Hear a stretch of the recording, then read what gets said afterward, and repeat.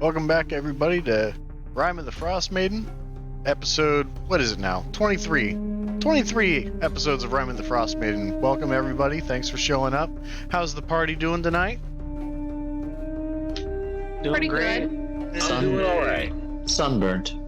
Uh-oh. Someone's spending a little bit too much time outside in Florida. I saw your pictures. They look beautiful. Oh yes, the beauty is there. And the wonderful red hue of my skin complements it nicely. You look like a lobster from your hometown. Yeah, the dead ones. They're very well boiled, I hear, but also like your Twitch handle, Andy the Lobster. That's me. And I'm having a great time, Sunburn, it's part of the journey, friends. Glad to hear it, man. That's a lot of fun. Oh yeah. So we are at a full party today until Vega, when Vega figures out his telecommunications issue. We'll be one down, but he'll be joining us midway through. Other than that, let's see, there was some new Unearthed Arcana that dropped today. That's going to be fun to look at later. I happen to have missed it. Chris, you mentioned it was a redoing of kobolds and... Yeah, it looks like they redid kobolds, removing sunlight sensitivity, as well as taking another crack at the dragonborns, which is pretty nice. Differentiating chromatic and metallic, obviously getting rid of the imposed alignments, which is something we're seeing a lot of with Unearthed Arcana.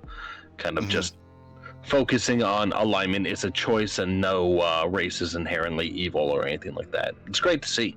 Oh yeah, absolutely. You gotta love to see it.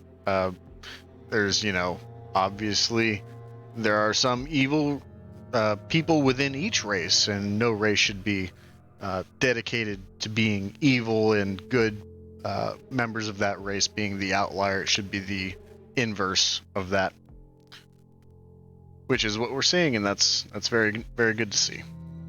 Let's see. If you haven't already, if you're not a member, please join the tavern on Facebook. It's a great little community, really inclusive, with a lot of good memes being shared with the reviving of the Meme of the Month competition. So click on the link, join in, and have a good time and enjoy the fellowship of your fellow nerds on Facebook, where everyone's just sharing political memes and anti-vax memes. Couldn't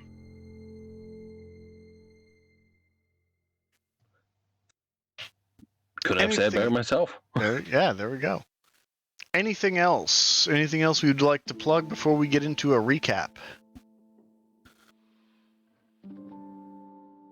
I will plug my social media at Samson Paul for Twitter and TikTok. So follow me on that if you haven't already. Oh, I have a TikTok. Yeah, plug your TikTok. What's your TikTok? Holy fuck, let me look. Okay, my TikTok is at ThatDrunkCajun. And I do weird stuff like film my animals and write little songs about Black Lives Matter because it's important. And, do snarky things like flip off racists for 15 seconds in a video clip. It's fun. Come see it. All right. Very good. Everyone do that and follow her. Sold. What sold you? The flipping off racist part? Because that was kind of funny. I saw that randomly pop up. I mean, I'm sold on all of it. Yeah, Miranda did a good parody of the Beauty and the Beast Gaston song. I don't know what the name of that song particularly is, but that was a hoot. I believe the name of the song say. is just Gaston. Oh, Yeah. There you go. Nail on the Gotta head. be. But in any case, if there's nothing else, we'll go ahead and jump into the recap. And last week, the party found themselves on the outskirts of a large frost giant lodge built into the middle of the wilderness, just entirely constructed out of ice. The party decided it would be best to quickly get the prisoners that were held there out of the vicinity to avoid any harm or anything that might come of them venturing in and awakening some sort of beast or meeting any sort of adversaries inside. So Vega, Eclipse, and Lysander all embarked with the prisoners back to Dugan's Hole. Meanwhile, the rest of the party continued forward and snuck around the sleeping mammoth that was inside, avoiding the icicles or triggering any of the icicles from falling from overhead into a natural trap sort of thing. But sneaking around the mammoth, they were able to discover that in this room was a large throne made out of ice as well, with a old giant rune inscribed into it. A little bit of investigation went on about the throne. It was sat on by Lek, who sat on it for a little while and realized that he was just feeling immensely cold, and energy was sort of coursing through his veins, so to speak. And upon dismounting the chair, shot up a huge bolt of energy that went straight up through the lodge little sky roof and into the sky. And after that, some investigation took place, and it was discovered by Zizix that the throne could actually summon blizzards from time to time. Furthermore, they were still able to avoid detection by the sleeping mammoth in the room and venture forth and discover 3 kobolds that were in the back room, and had a short discussion with them about why they were here, what was going on, and their intentions to just try to sneak out because they were afraid of the mammoth. And the party allowed them to do so.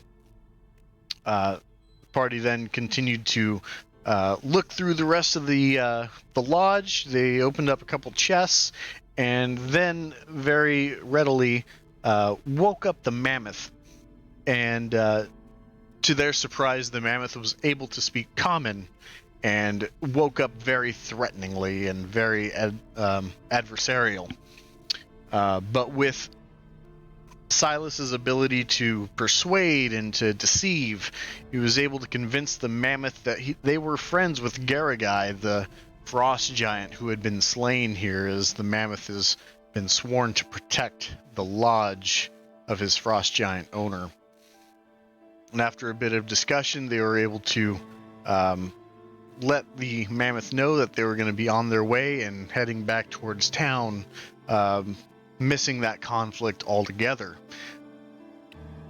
As they traversed their way into this blizzard that had just arisen out of nowhere, one of the stronger blizzards that the party has come across yet, they managed to lose a bit of time by going off course here and there just a bit, but eventually made it back to Dugan's Hole. And by the time that they arrived, snow had just compounded onto the city, seeing only about the top 5 feet of each building with as much snow that's been blasted up by the wind and falling from the sky, and hastily knocked on an individual's door to seek shelter.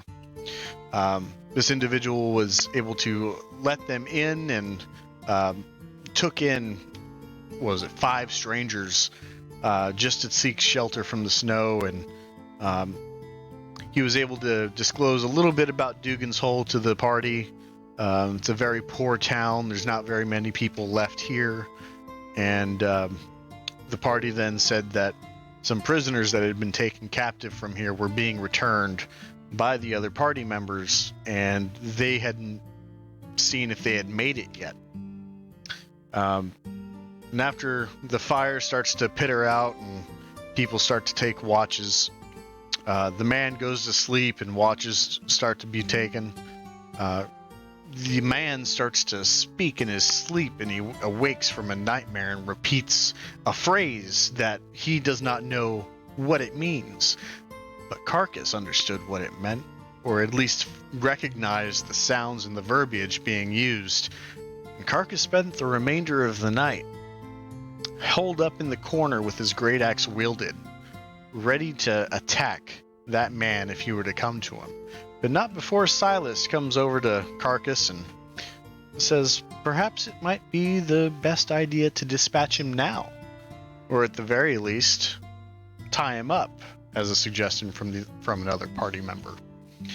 So the party stays in this house with the owner of the property restrained in bed, trying to sleep, sputtering out what seems to the party to be nonsense every once in a while, just speaking in this tongue. But currently, we drop in with Lysander and Eclipse on their way back to town with the two prisoners in tow.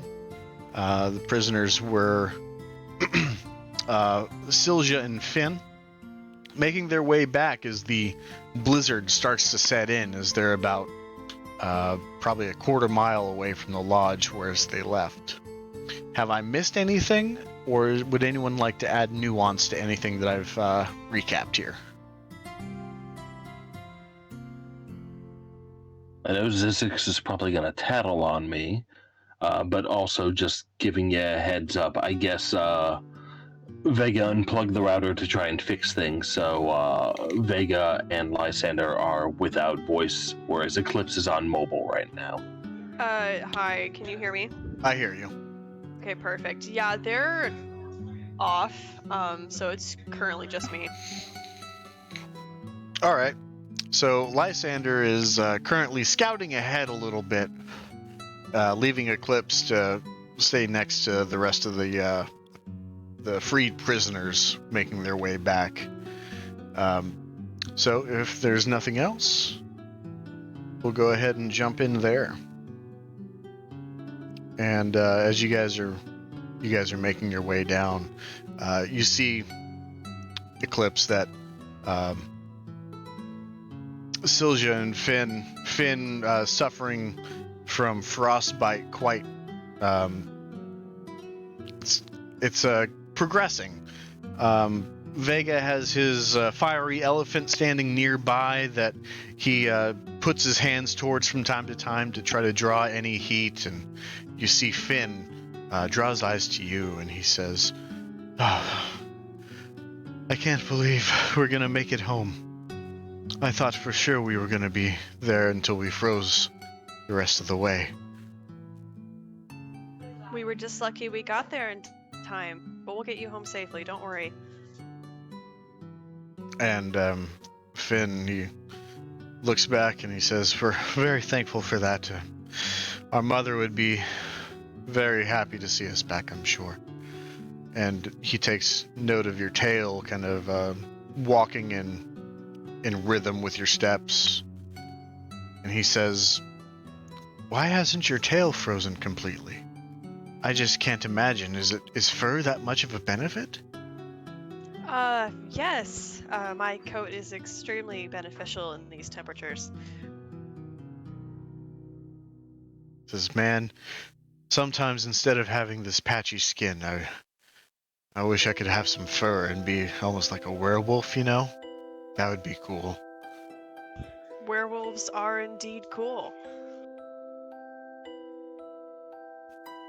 And Silja, she looks to you and she says, "So, where are you from?"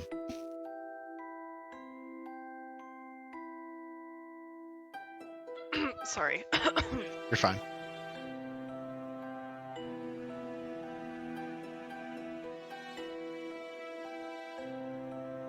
I'm from a northern clan of Tabaxi, so I was currently stationed in Goodmead for a time before I joined up with my current group. "Oh, really? Well, you show such great leadership, assisting us in your noble deeds. I bet all of you come from some sort of leadership roles somewhere."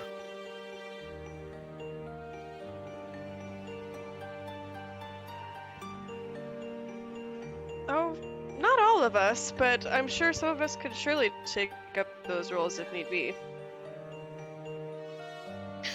And Siljic, she leans in and she kind of looks to you and says, "Well, I think you would be a great leader if you don't mind my asking, or my saying. I think there should be more women leaders." I couldn't agree more.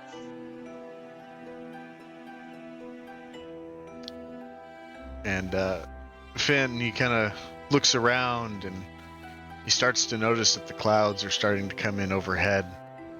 and snow starts to fall down, a lot heavier than it has been. And he looks into his heavy winter clothing and tries to find anything extra to put on, and he pulls out a small, kind of like a shawl kind of thing, and he puts it over the top of his existing clothing and tries to bundle up his hands as best as he can, careful not to catch it aflame with the proximity of Vega's elephant. He says, do you have any idea how long we'll have to go? This storm looks like it's going to be a rough one.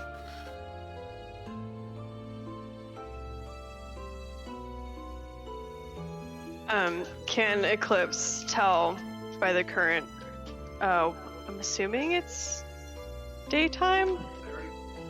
It is daytime for another 2 hours or so. But go ahead and make a survival check to see if you can gauge how long you think it'll take to get back to Dugan's Hole. That is a 14. With a 14, you kind of surmise that it's probably going to be 2 or 3 hours journey, assuming that the weather isn't too much of an impediment on your ability to advance. Gotcha. So 2 more hours, give or take, depending on the weather and how kind it is. And with those words, you start to feel a gust of wind just to start cutting against you, and plumes of snow start to rise out of the snow mounds that are around, and blow up and create a white mist in front of you. And Finn and Silja, they bundle up closer together and they start walking arm in arm, carefully advancing and kind of pressing their weight into the wind as it tries to blow them across. I should have knocked on a tree or something. What was that? I said I should have knocked on a tree or something. Yeah, the quarterstaff, perhaps.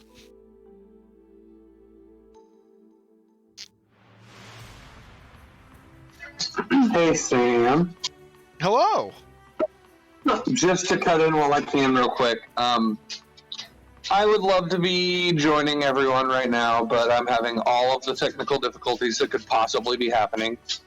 And I can't figure out a way to do anything. So I will try and figure things out if I can. But for the moment, Vega will not be able to do anything. I'm sorry. That's okay. Right now we've got you as a tiny spider riding along with Lysander. That works for me. I just wanted to let you know I would love to be taking part, but literally we got new phones and nothing is working on mine at all. Hannah's worked fine.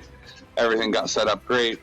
Mine will not do a single thing that I wanted to do, period. So I can't figure anything out. Did you change from Android to iPhone? No, still iPhones. Literally changed from an XR to an 11 and gave the kids our XRs on their new numbers and tried to switch our numbers to the 11s, and mine will not do a goddamn thing that I wanted to do. And it won't even sign in as my Apple ID. It won't even connect to our Wi-Fi. It won't do anything. So I'm trying to figure all of it out, and I can't figure any of it out. And I'm more frustrated than I've been in a long time, and trying to not take it out on the wonderful customer service representatives who are trying to help me. I'm trying to be kind to them as much as I can. But I'm very, very, very, very frustrated and wanting to kill everything and everyone. All right, well, try not to kill everything and everyone. Totally understand. Doing my best. Do your best is the best you can do, man. When you get it figured out, we'll be right here. But thanks for letting us know. Yep, I will do what I can. Thank you all. I love you, and have fun without I love me, you. if that's possible. Barely. It'll be tough.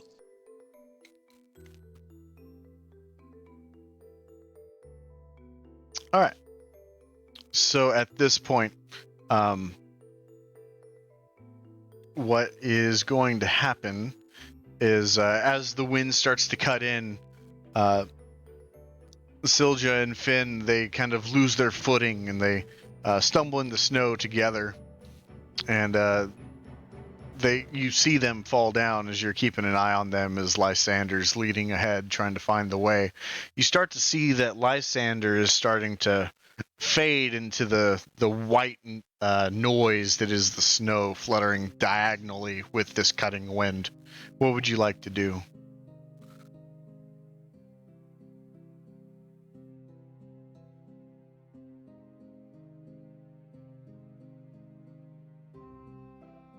Of course, assuming Nick is able to.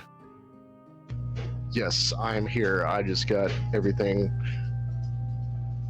up and going. Okay. I'll let Billy use mine for a minute there. So, yes, I'm ready to participate. Very good. All right. So, Eclipse, you see Lysander starting to get really fuzzy with the amount of snow that's between you two, as he's about 20 or 30 feet ahead scouting and tracking. Would you like to go back and assist the freed prisoners, or would you like to try to call out to Lysander? What would you like to do? Eclipse will call out to Lysander that he needs to slow down or stop, as it's getting hard to see him, and then she'll run back a bit to help the prisoners. All right. So Lysander, go ahead and give me a perception check at disadvantage, because this wind is just cutting so much into your ability to hear. Okay.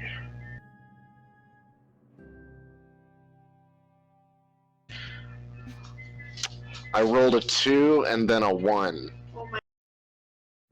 Oh my god. Yeah. At least it wasn't a death saving throw. At least it wasn't a death saving throw. Yeah. Woo. Yes. Let's get all these bad ones out early. All right. So go ahead and follow that up with a survival check.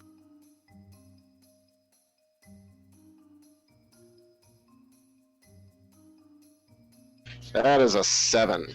God. Dice are mad at me for getting in here late. Maybe so. Maybe so. So with that, you're not able to really make any sort of landmark very visible on the horizon now that the horizon's kind of receded back into this white noise. You see the peaks of mountains very faintly, but they quickly get lost in the waves of white, and you go to turn back to let Eclipse know that you're not exactly sure which way you should be going, but you don't see Eclipse. You don't see the freed prisoners. I will call out to Eclipse to see if she can hear me.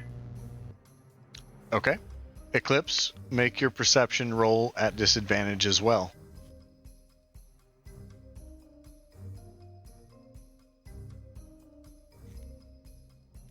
That's a 9. You hear just ever so faintly the sound of a voice, and as you glance back as you're assisting the prisoners back to their feet, the freed prisoners, they're not your prisoners, I'll just refer to them as Sylgia and Finn, back to their feet, you glance back and you hear a faint voice, but you see nothing. You don't see Lysander nor Vega. You have a faint idea of which direction he was going.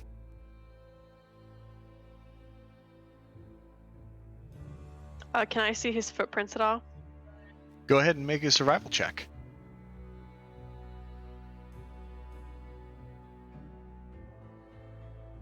It's a 17. You are able to see his footprints in the snow. Eclipse is going to guide the prisoners in the direction that his footprints are going, but carefully. Okay. And with about a minute of traversing back in Lysander, what would you do as you called out? Are you staying in place, or are you trying to walk backwards? I will walk backwards, and I will actually follow my footprints and see if I can meet Eclipse along the way. All right, go ahead and make your survival check with advantage as your own footprints. There's only difficulty here because the wind is continuing to blow across and could be wiping away some trace of footprints that you've left behind, making large gaps between them. That is what I was afraid of. I rolled a 16. Okay. You're able to backtrack and you catch a few of your footprints before they're caught up in another gust, but it lets you know that you're going in the right direction. And as you look up after traveling back about 10 feet, you see the silhouette of Sylgia and Finn as well as Eclipse to the rear of you. And you start heading in that direction. Continuing in that direction rather. All right, good deal. I will continue to walk towards their silhouette in hopes that is them. As long as I know that it is. Yep, absolutely. And just seconds later, you start to see that tail start to whisk out as she makes her steps, and you're able to identify them. All right. Sorry, Billy was asking if I wanted a shot. Oh no. Billy! He always does this. Billy's got the fireball, doesn't he? He's like, oh, everyone needs to do shots, or is that just me? Oh no. I took a shot of Kraken with him right before we started because he's like, I need a bro shot, man. I'm so frustrated. Oh my god. Remember the time he showed up to the Halloween party with a literal shotgun-shaped bottle full of vodka? It was a Tommy gun, thank you. Gun, yes. The Tommy gun. Also, No, she was talking about the Tommy gun vodka bottle that you showed up at the Halloween party. Billy's a bad influence, Yes, but he is. we all love him. The bad Yeah, I influence guess. lover snack. Yes, Billy, I'll have a beer. That should be its own segment. It should. Bad decisions with Lumbersnack. Okay, so I meet back up with Eclipse, and what were the prisoners' names? Sylgia and Finn. Sylgia and Finn. Thank you.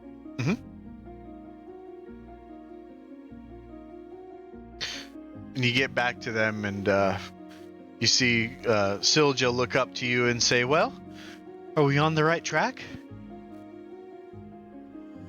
To be honest, I'm not so sure. I can barely even see the peak of the mountains in the distance. I'm not sure where we are. And you see their faces start to be overcome with fear. And Finn kind of looks back to his hands, and he actually retreats them through his arm sleeves and puts them close to his body. He actually looks over to Sylgia and says, can you tie me off, please? And Sylgia takes the two arms of his coat and ties them together to keep all the heat possible inside of that heavy winter clothing set. And Finn looks to you and says, what are we going to do? I would like to look around the area. What do we have in our immediate vicinity as far as shelter goes? So as far as shelter, everything looks very bleak. Despite what the scenery shows on the screen, you are in the rolling tundra, and you don't see any trace of trees or mountain ranges or anything. You're basically in a field of white. How deep is the snow? The snow at this point is about 8 inches to a foot deep, deeper in the mounds that have started to build up from the winds pushing the snow together.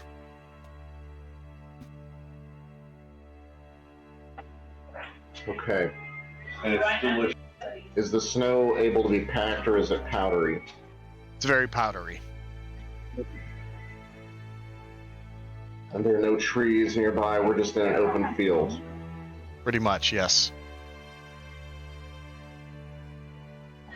Okay, And what I would- mind you, your your visibility is about 30 to 50 feet max with this heavy snowstorm coming in. Then, in that case, to answer Finn's question, we have two options. We either keep moving forward and see what we can find. Hopefully, we may come across a suitable shelter, or at least some means of a shelter, or we go back the way we came and hold out through this storm. All right. And Silja looks to Eclipse. She says, "What do you think?" I personally think we should keep moving. But if either of you want it, I can give you my bedroll to wrap yourselves in. And Silja looks to Finn and she says, "That might make it a little bit hard to keep our balance, but we'd be a twinsies burrito." God, I almost spit out my drink, Sam. You can't do that. Warn me when you're drinking next time, all right? And then we won't have this problem. Drink warning.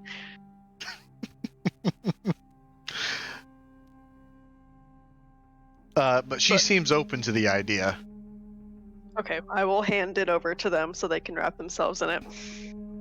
You have to run around in a circle holding it out so that they're professionally burrito wrapped. Yeah. Do I have to make a Silja, performance check? no. Silja grabs one end and then motions to Finn to come close, and then she looks to you with the other end and says, "Now wrap us tight."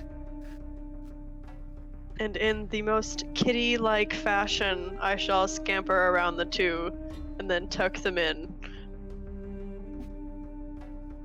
And you go ahead and make a survival check to fasten the bedroll to them. Let's go ahead and have that. That is a 17. Yeah, you've done this before. You've made twinsies burritos. Nice. And as you finish up, and you and Lysander look to each other, and you look back and see Silja and Finn trying to waddle their way, and they're saying left foot, right foot, and then quickly correct themselves and say, no. When I say left, that means it's your right, and when I say right, that means it's your left. Are they like Andy and Ollie from Bob's Burgers? I guess in a sense, that's not the worst comparison. But they're essentially treating this like a leg sack race, or what do you call it? What do you call those races? Potato sack race. Potato sack races, where they're sharing a limb and have to walk in unison, is essentially how this is going. Three-legged race. Yeah, Oh, yeah, that's three-legged a race. three-legged That's race. what it is. You know that one? All right. That'll make for some interesting tracks. Yeah, it will.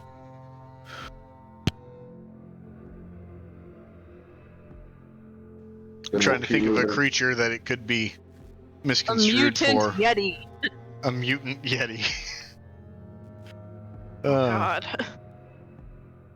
So, if you guys are continuing on, Lysander, you had a not so great check going forward. So you guys spend the next 20 to 30 minutes moving in one direction. And after this amount of time, you're welcome to make another survival check to try to locate your immediate surroundings.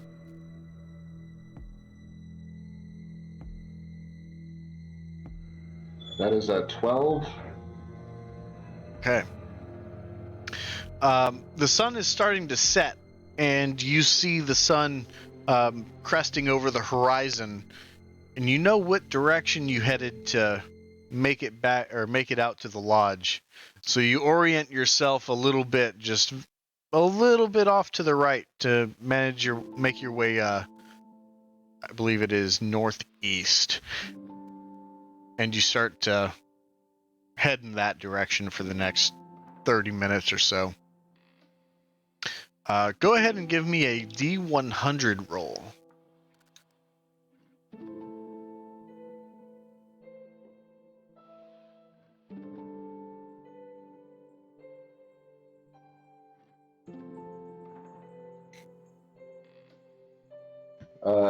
That's a 21. 21. 21, you continue down in that direction, and you're not seeing anything in the way of trees being grouped together or any sort of structure, just more mindless white.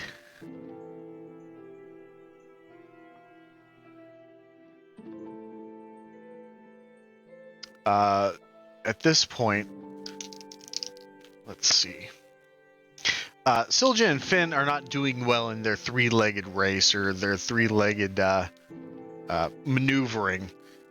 They find themselves very miscoordinated, falling face first at this point as you guys start to look back and see the twins that are covered or tied together in a sleeping bedroll, and they're kind of rolling around, trying to get out of being face first in the snow, as they don't have any limbs to correct their orientation.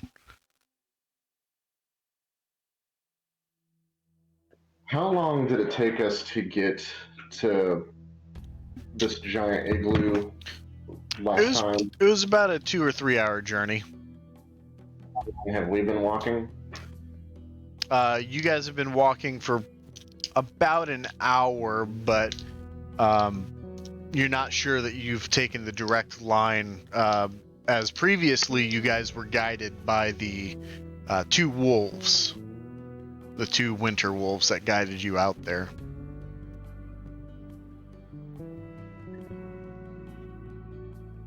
So we're just going off of memory from where we might have come from at first. Yeah, you and Vega in particular, as you guys are normally the ones who lead the way in the survival checks and navigation. You guys took note of which direction you guys were headed, so by using the sun at its crest to get a surefire direction, you were able to orient yourself with your most recent survival roll. Okay. Then I feel a little bit more confident knowing that and moving forward. Okay. For this next block of time, I would like another survival check.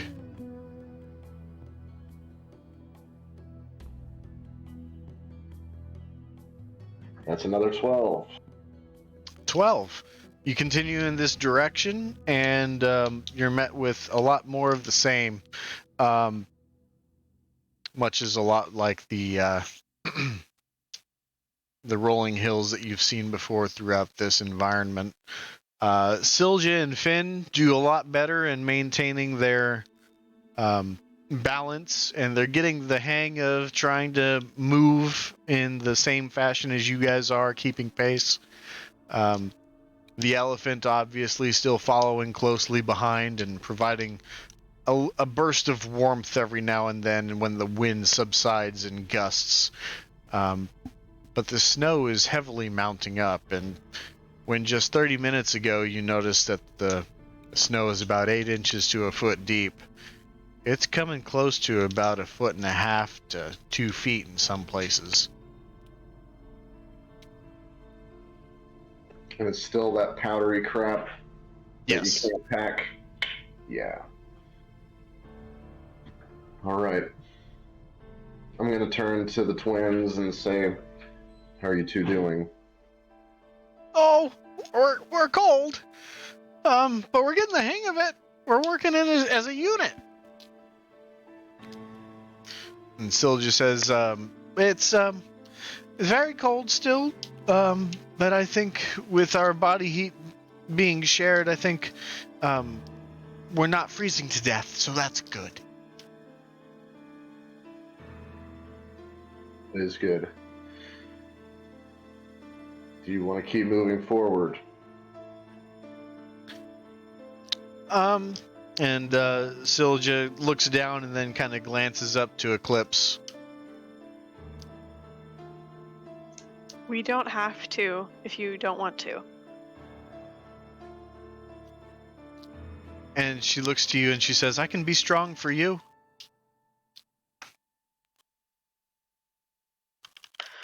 All right then. Then let's keep moving.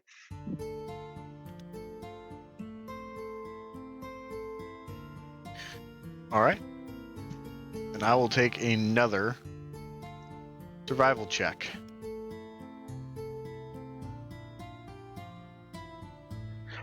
Question, Sam. Didn't we talked about this a little while back? Didn't I get one of the tents? You and Vega have all of the tents in the party, I believe. Right. I just didn't have it in my inventory. It didn't save again? Yeah, it did not. Huh. So, or no, rather. Yep, it's alphabetized. It's alright, I'm from California, man. I'm really used to people saying no, yeah, when it's yeah, or yeah, no, when it's no. Yeah, no. Okay. Since I remember that now, I will give that to them as an option that we can pitch a tent and have a little shelter. And what was your latest survival roll? Or were you guys pausing before you continued? Oh, I had not rolled it. Hold on. I Okay. was at first. If you wanted to have this conversation first, that's fine. That's up to you. Actually, that was a 20, not natural, so I feel better about that. For sure. Okay, so this conversation will take place about 30 minutes later as the sun has crest into the horizon and it is now dark outside, and you look up and you can't see any of the stars in the sky. You just see a blanket of gray and sometimes black, just with the denseness of this storm that's overhead.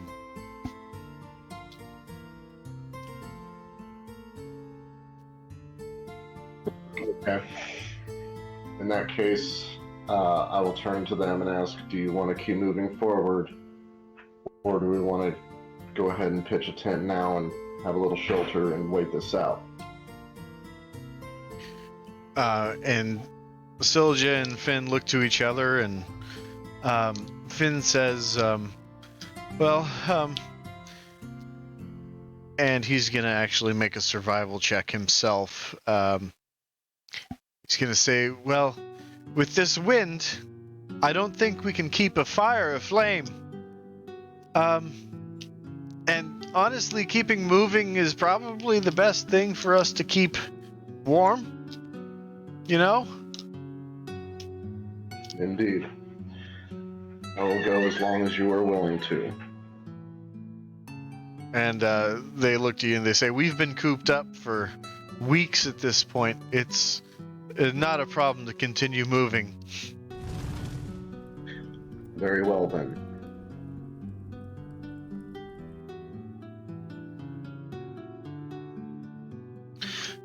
So with that very nice roll, you were able to make some more progress towards what you think, hopefully, is Dugan's Hole. Go ahead and make a survival check for the next round.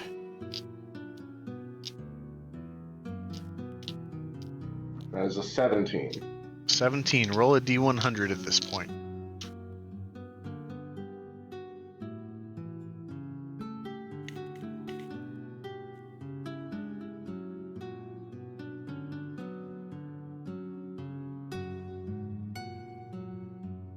$38. 38. You're still unable to locate any sort of structure or anything that would give you reprieve from this cutting wind in this harsh environment. But you guys are able to, not succumb to the perils of the cold by being as warm, as decked out in warm clothing as you are. With that,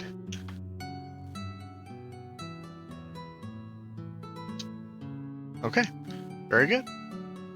Silja and Finn are continuing on your pace and keeping up with you just fine.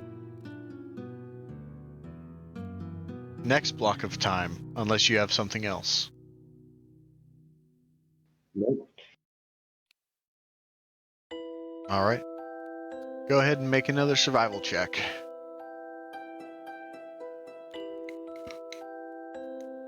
That's an 11. All right. And you make some more progress towards Dugan's Hole with that roll.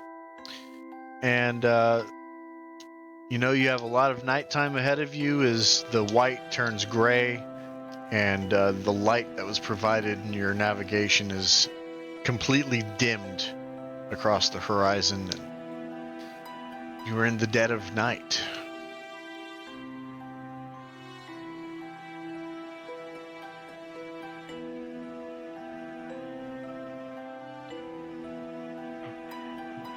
I am going to turn to Eclipse and Vega and the twins and ask, do you need rest? I'm okay to keep going. And Finn is going to look to Eclipse, and he's going to say, I understand why he doesn't shiver, but there's not an ounce of shiver or any influctuation from the cold in your voice. How do you do that? Strong constitution. What's that? It is it's like your inner self, but it's stronger than your outside self. Kind of, if that makes sense. So let's see. Insight check to see if you can think of something insightful. So it's kind of like when you eat some soup and the soup's warm, but you always have soup inside you. Funny. Oh, for you, never mind. But I rolled a 20 for whatever that is good for. But yes, it is like soup. He rolled a 2. That was the best you can come up with. Bless. Hot soup. Please think of hot soup. Oh man. But he looks back to Sylvia, and Sylvia looks to you for guidance and says, I believe in your choice of procedure, Eclipse.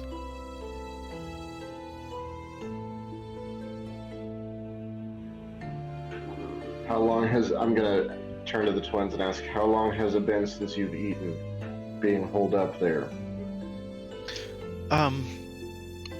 Well, every once in a while, those kobolds happened to drop a meat hunk, and I was able to grab it, so it was just, 8 hours or so.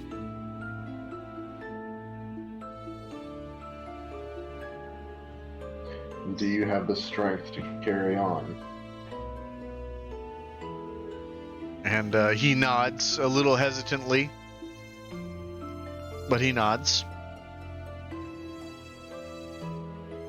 We have food if you would like to eat something really quick. And he says, I really don't want to remove my arms and to expose the cold. I don't think that's a wise choice at the moment. I can put it by your mouth if that helps. And he nods excitedly. All right, here we go. She takes out part of her rations and puts it towards his mouth.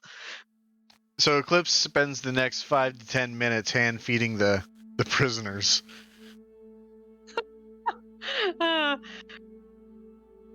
And they are very appreciative of that. 100%. Aw.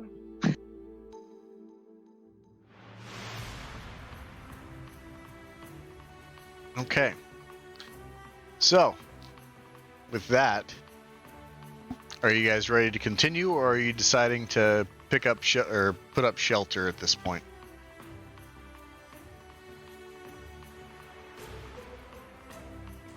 These prisoners are making it seem clear that they're willing to continue traveling if you are.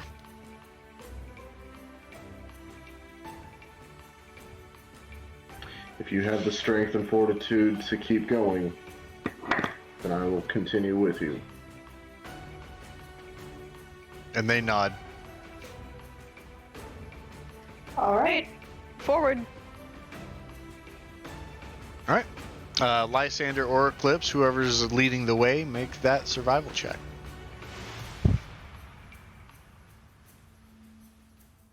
15. 15. You continue to move forward through this storm. And let's see.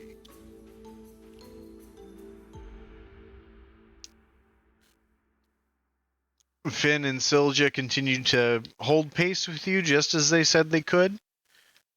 And you guys are making progress, so it would seem. This is the end of that 30 minutes. For another block, you guys are more than happy to take a survival check from you.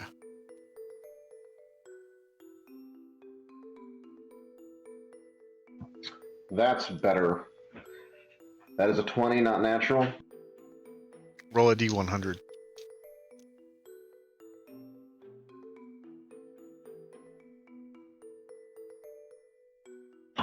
$53. 53. So with that, you actually come across a cluster of trees, like 8 or 9 trees that are kind of just growing around each other, and the snow has continued to rise throughout this whole time, but you don't sink all the way. It's not waist high yet. It's probably about 2 feet at the minimum. Some getting a little bit higher, but your weight allows you to pack down a good amount of that snow as you start to traverse through. And it's getting a little bit harder for the other two to make their to keep up with you at this point. They're seeming to show a little bit of trouble. However, you do find this clusters of evergreen trees in this area. Do I notice them faltering a bit?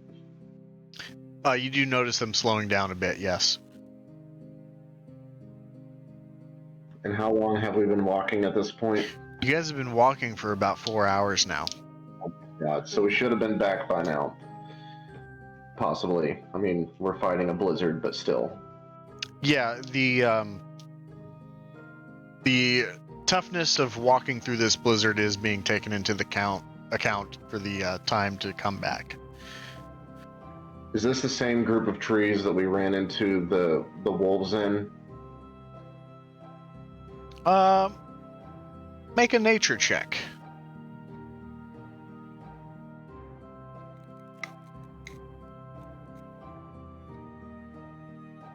That's a 16. 16. You don't think this is the same bunch of trees that you guys ran into previously. This looks like a different set of trees. Okay. There's more frozen moss on the barks of the other ones. Okay.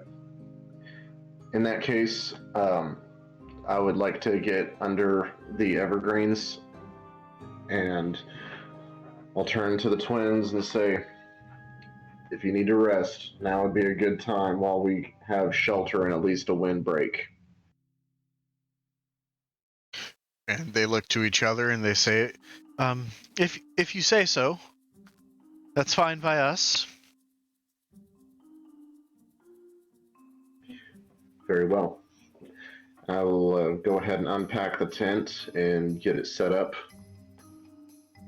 Okay. And if Vega is still with us, I'm sure Billy is not here. He's elsewhere. But I'm sure that he would be willing to call upon his fiery elephant spirit to keep us warm. Yeah, absolutely. This elephant spirit has been trekking away with you and kind of creating a little bit of dent in the snow for Silja and Finn to walk through, proven to be a lot of help in that regard. But he waddles on up to the middle of this group of trees and holds tight, and you see that the immediate snow recedes around him to the point where you can't quite see the ground at the very bottom, but it's got like 1.5 to 2 foot, little bit of a wall at this point into the snow as it continues to melt around him and start to create a circular clearing kind of thing of about 10 feet in diameter. All right, that's good. And Vega will come out of his spider form and will say, "Oh yeah, you want one of the tents?"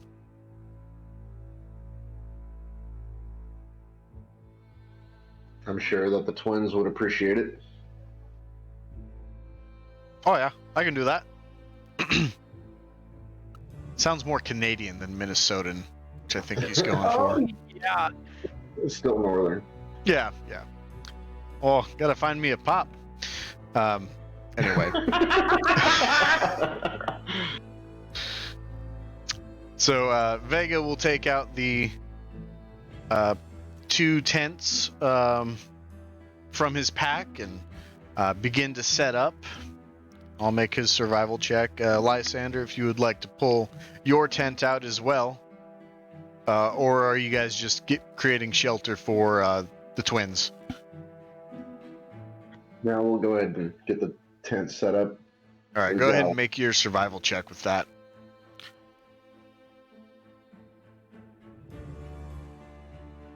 Over 12. Yeah, you're able to construct the tent successfully and provide a little bit of shelter and windbreak, at least from this cutting wind. The wind speed seems to be, something like 40 to 50 miles an hour, and it's just blasting the snow into the air off the ground, and it's a real messy blizzard. But you guys get the tents constructed, and the twins head inside, and Vega's actually going to point to the elephant, and he's going to say, "Oh yeah, just stay in the middle there, and try to keep us warm like a campfire. The wind can't blow you out, so might be pretty good then." And then he'll get into his own tent and have it tied off with the door closed and get a little bit of rest in this reprieve that you guys have found.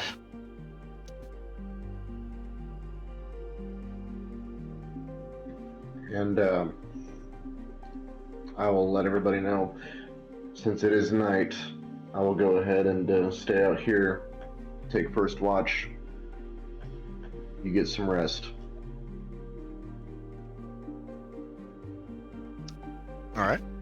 And everyone heads into their tents, getting a little bit of rest. And how long are you planning to keep watch for? Were you guys intending for this to be a long rest or a short rest?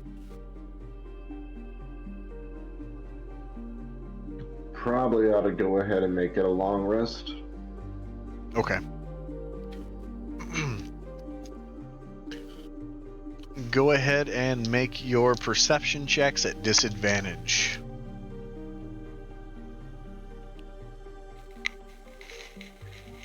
That is a 14 at disadvantage. Not bad.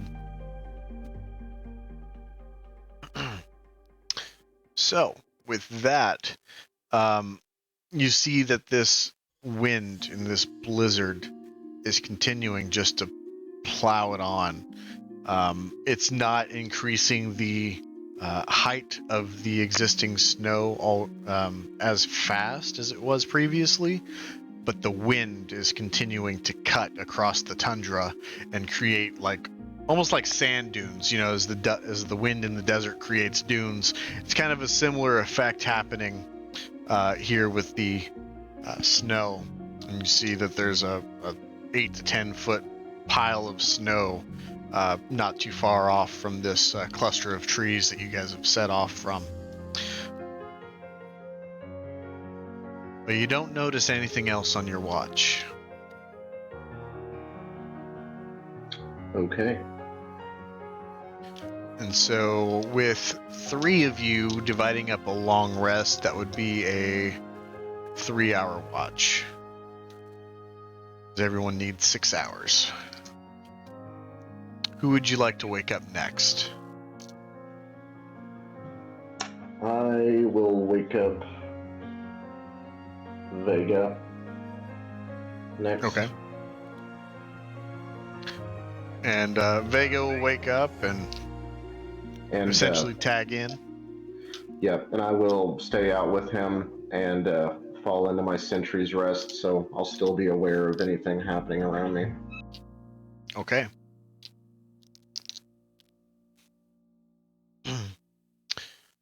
Vega puts up his watch, and you have your passive perception to go by. And I would assume you're kind of leaning up against the trees. When you sit down in this area, you could get blinded a little bit by the wall of snow. That would kind of hinder your observation. Is that safe to say? Yeah, I'll have my back to the tree, so if anything comes around it, I'll see it. Sounds good.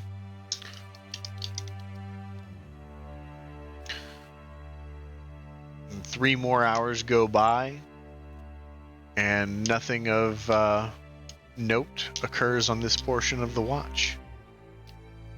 And Vega goes in and clears the snow that's kind of built up to the door to Eclipse's tent, clears it out, and says, "Oh, hey, it's your turn, Sleeping Beauty." I guess so. It's a very good yawn. That was very convincing. Thanks. I'm so tired. Oh no. Alright, Eclipse, go ahead and make your perception checks at disadvantage.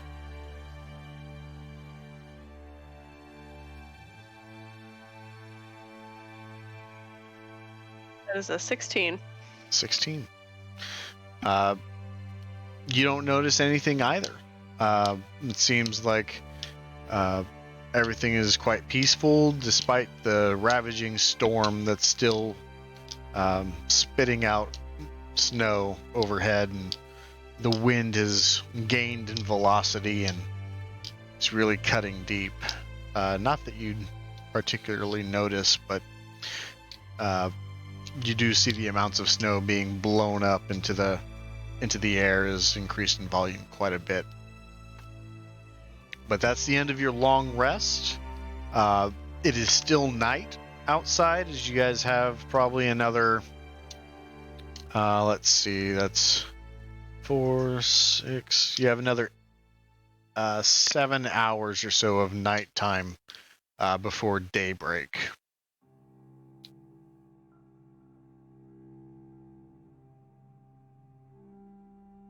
What would you guys like to do?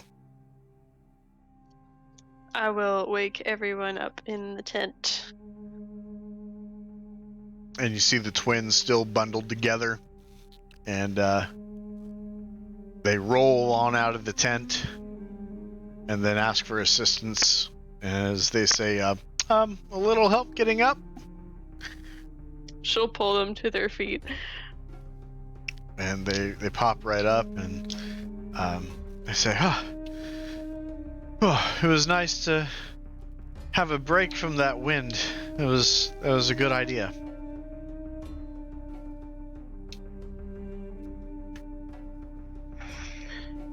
How do you feel? Rested. It's a lot more comfy than it was in that cage. I'm sure. But of course, still very cold, and I can't say that my hands look any better, as he kind of points his head down into the burrito that's been made of him and his sister. He says, we need to make it back to town, and soon. Then we'll get moving. Go ahead and make a new survival check. That's a nat 20. And with that, you guys are able to continue forward and make some progress. And Lysander, you see a stick in the snow up ahead. It's just barely sticking out of the 2 to 3 feet of snow. It seems to have some sort of ribbon on it.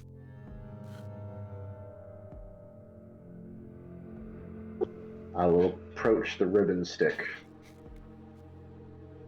On the ribbon stick, you extend the ribbon out, and you see the initials DH on them.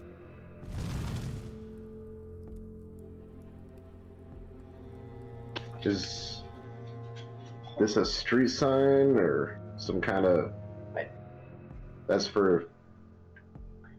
I'm gonna show this to the rest of the party. I hope he said that out loud. Is this a street sign? I did. Everybody did. DH, as in Dugan's Hole. That's what I would think. As I bring it to everybody. Well, considering it's a tiny ribbon, I don't think so. And the twins, they walk forward and they say, "Oh, you found the marker. We're close."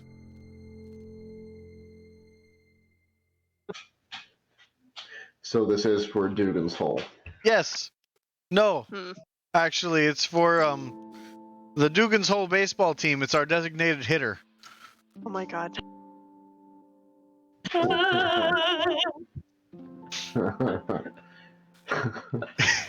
And sorry, go ahead. Is she able to pull this stick up out of the snow? You can certainly try. I would like to try. Make a strength check.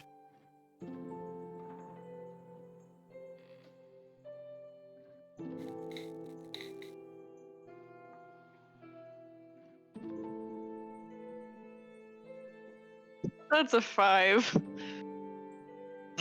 So, you go to try to rustle this stone or this stick out of the ground, and Finn actually bumps you to where you don't have the best leverage, and he says, "No, every 30 feet or so we put another stick in the ground so anyone stuck out in a blizzard like this can find their way back to town. We're close. We just have to find another stick." Alright, follow the sticks. Both of you go ahead and make perception checks. I got another nat 20. Holy shit. And I got a 17. Very nice. Lysander and Eclipse, you both spot another stick up ahead in the same direction you were headed, about 35 feet away or so. The same ribbon on it with DH written on them. Alright. I guess this is the right way. Mm-hmm. Only 6 more sticks and we'll be there. Excellent. And Finn actually looks around and he said, "Ah, another one!" And he and his sister start waddling towards it. I will follow them. You guys make a perception check.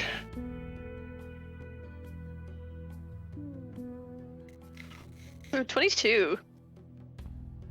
Very nice. Good, because I got a 10. Eclipse spots this one. It's a little bit out of the way and not the exact same direction. But they say, "Ah, we're home." And they start waddling ahead, and with disregard to the stick, they start moving past it. Are you guys following? Yeah. And after that, about 5 minutes of another trek through, you guys find a a small village. You start to see the chimneys are letting out smoke. Very shabby establishment. Nothing looks to be super well constructed. very old wood that looks to have been ill-treated in the past. It doesn't look like there's a whole lot of activity going on either, as the snow has just compounded, especially anything that's facing the wind or wind side. The snow is just packed up against the walls of these buildings.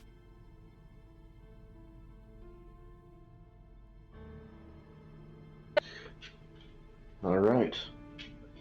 Now I'm going to turn to the twins and ask, so here we are. Do you have a place here? Yeah, I can take you to our mom's home. And they start making their way through town, through a couple of alleyways, and they come to this very small shack, and they say, "This is it. The door should be right here, but it's packed in snow."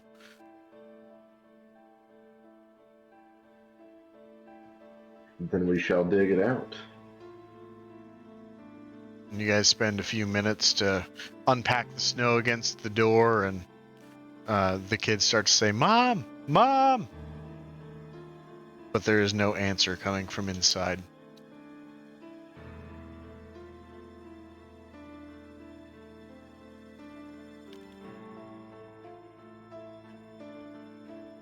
Yeah, perhaps she's out and about.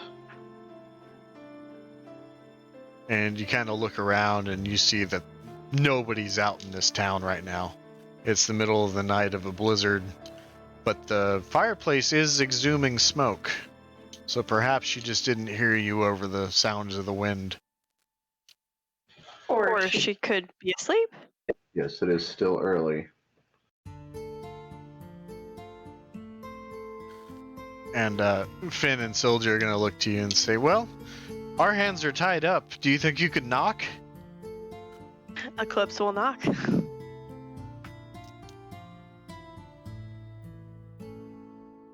And there's still no answer at the door, unfortunately. Oh, and you see the twins are starting to get a little bit more restless as home is right in front of them, and yet they're locked out. Do you happen to keep a spare key outside somewhere? And Finn thinks for a bit. He says, "No. We can try a window." And you see that there's a window on the other side of the wall. And you look in and you see the hearth is ablaze, and you don't see anyone in the main room.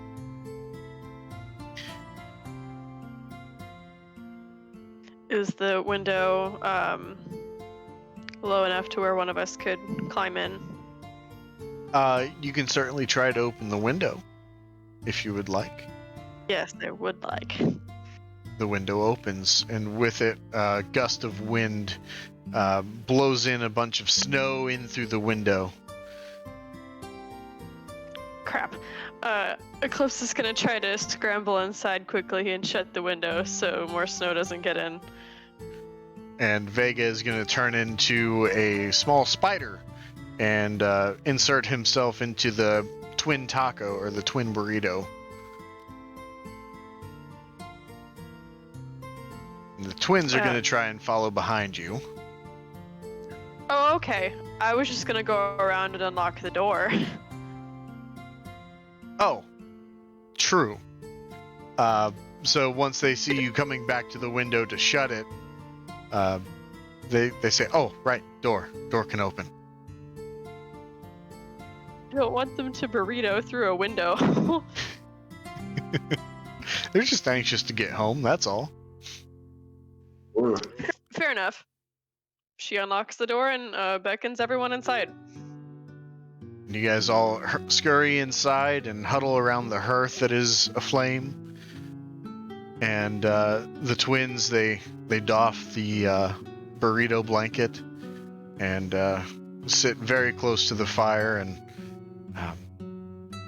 take a deep breath and relax as they're finally home.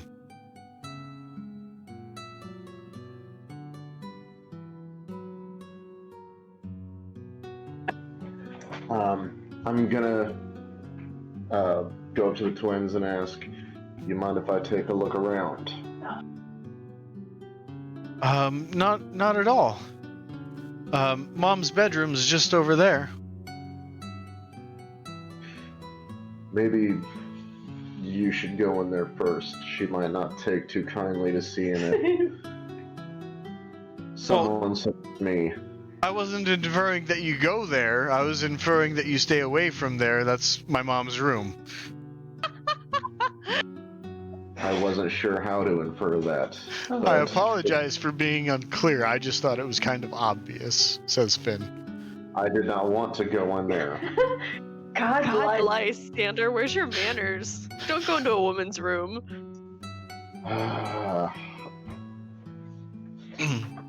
I just thought that since there was no answer, you might want to check on your mother. And I would like to get my bearings, that is all. Yeah. And Finn kind of looks and he says, "Oh yeah, she didn't answer the door. Maybe I should." And Finn makes his way over to the bedroom door and he looks. And then from the other room you hear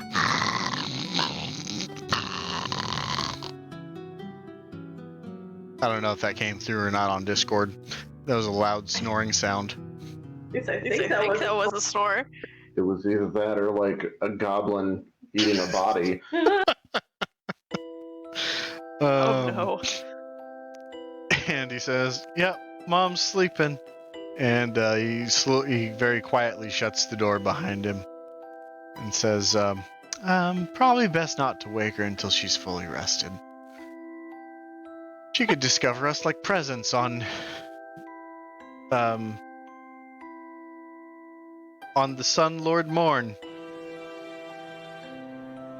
Because we worship the Sun Lord here." Yeah. The Sun Lord, you say? The Morning Lord, they call it plainly in other cities. There's a chapel dedicated to it in Bryn Shander. Is that a fact? What can you tell me about this Sun Lord? Well, I'm no expert, but he is the one who is arch rival of everything that is vampire or anything that fears the light. We haven't had a vampire in the 10 towns in millennia, it seems. So I think he's doing his job.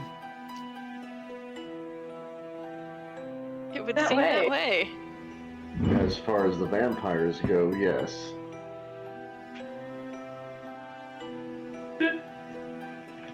I just didn't know if there might be a way to call upon the Sun Lord to warm this area up. Oh, if you were to find a cleric, maybe they can focus their divinity and maybe have something to do with that. And might I find one in, did you say there was a chapel here or just in Bryn Shander? Bryn Shander. There's no chapel here, unfortunately. We neither have chapel nor inn here in town. Let's see. Well, if you could grant us hospitality until the rest of our friends return, we would be much obliged. And he said, "It's the least we could do. Please, make yourselves at home." And you kind of really take in the surroundings of this room. And even though there's a hearth with a pile of wood next to it to continue feeding it, there's not much in the way of furniture. You see that the pantry cupboards are open and quite barren. There isn't much to say of any sort of cooking utensils, just a single black cauldron that probably holds about a gallon of liquid sitting next to the fireplace. A wooden spoon inside, and maybe a couple of very, very worn and chipped wooden bowls to utilize for eating.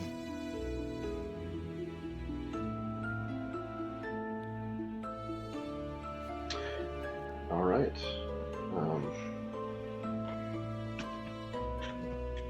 Maybe they would like to make some soup. Constitution soup. Constitution soup.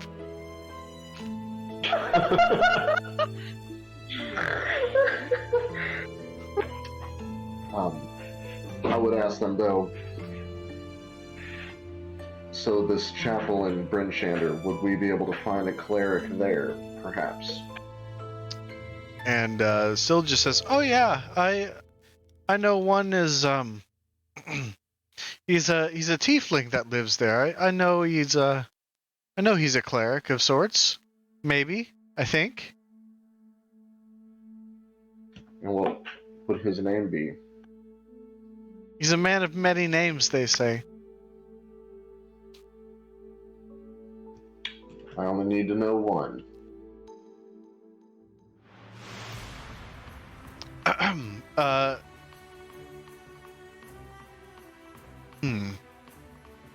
Line, Brian. Yeah. I didn't know I we didn't did know that. we did that here. Oh wait, I thought he started using the one name at some He point. did. Didn't he? He did. Oh shit. If Brian's still here. That would be Atramon. Atramon. Yeah, I know him by Atramon. Hey, Tremont. Thank you. We may pay him a visit.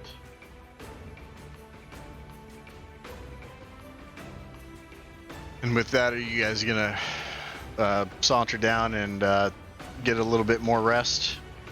Yes. All right. We'll let everybody else play for a while.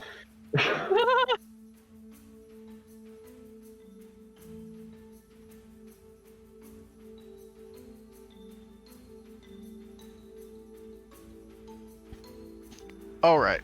So with that, we will hop over to the other party, who's in the same town. As the morning arises and Carcass is still awake inside of this small house, and gripping his great axe, sitting in the corner with the man who owns the house restrained and in his bed. But as the sun rises and creaks through the windows, morning has come and everyone kind of stirs awake with the sounds of others starting to awaken as well. Are we all in the same room? Is it like a one-room house? Yeah. So how is he restrained in the bed? Lovingly. It looks like he was hogtied, essentially. And he's gonna say, "What did you do? Why did you have him tied up?" And Zizix will pipe in. What? Well, Silas wanted to kill him. What? Why? He started Andy's gonna look at mumbling in Silas. his sleep. He started frightening Carcass. Anything that frightens Carcass should rightfully die. Don't worry, I played with his hair and helped him fall back asleep. You're welcome. Silas. That's monstrous behavior. The man was sleeping. He was probably having a nightmare. It's hardly monstrous. I'm not a monster. Real monsters are the people who are denied something they want and continue to push until someone breaks. Like a nobleman trying to bed someone who's uninterested, or a guard who abuses their authority to hold their position in favor over those that they should serve. Silas. Also, it was hardly a nightmare. What exactly happened? What was he mumbling that upset you, Carcass? Oh. They might be coming for us, and I do not want to go back with them. Who? The Yagul. I see. Now, what did he say that scared you? He was talking like them. He used how they speak. Okay. Well, I can understand why that would frighten you, Carcass, but I think we should ask him about it and see why. Because maybe he could, give us some information so that we can avoid them. Adriana, darling, we tried that. He seemed as if he was necessarily unaware. He simply hears the voice in his head, which makes them incredibly dangerous, if you ask me. This is his home, and he welcomed us into it in the night. We can't just tie him up. We can leave if you're uncomfortable, but we can't treat him this way. And she's going to go over and start untying him. I asked him beforehand, for his safety and ours. I didn't want him to hurt himself. On the upside, the 5 gold would have more than covered his funeral costs. Yes, thank you for pitching in, or paying for that. Yes, how good of you, Adriana. It was very kind, very leaderly. I'm not the leader, and she's going to keep untying him. And he stirs awake and he says, "Oh, it's morning. The voices are gone, thankfully. I don't have a headache. That's okay. Who tied this? This is really, really tight."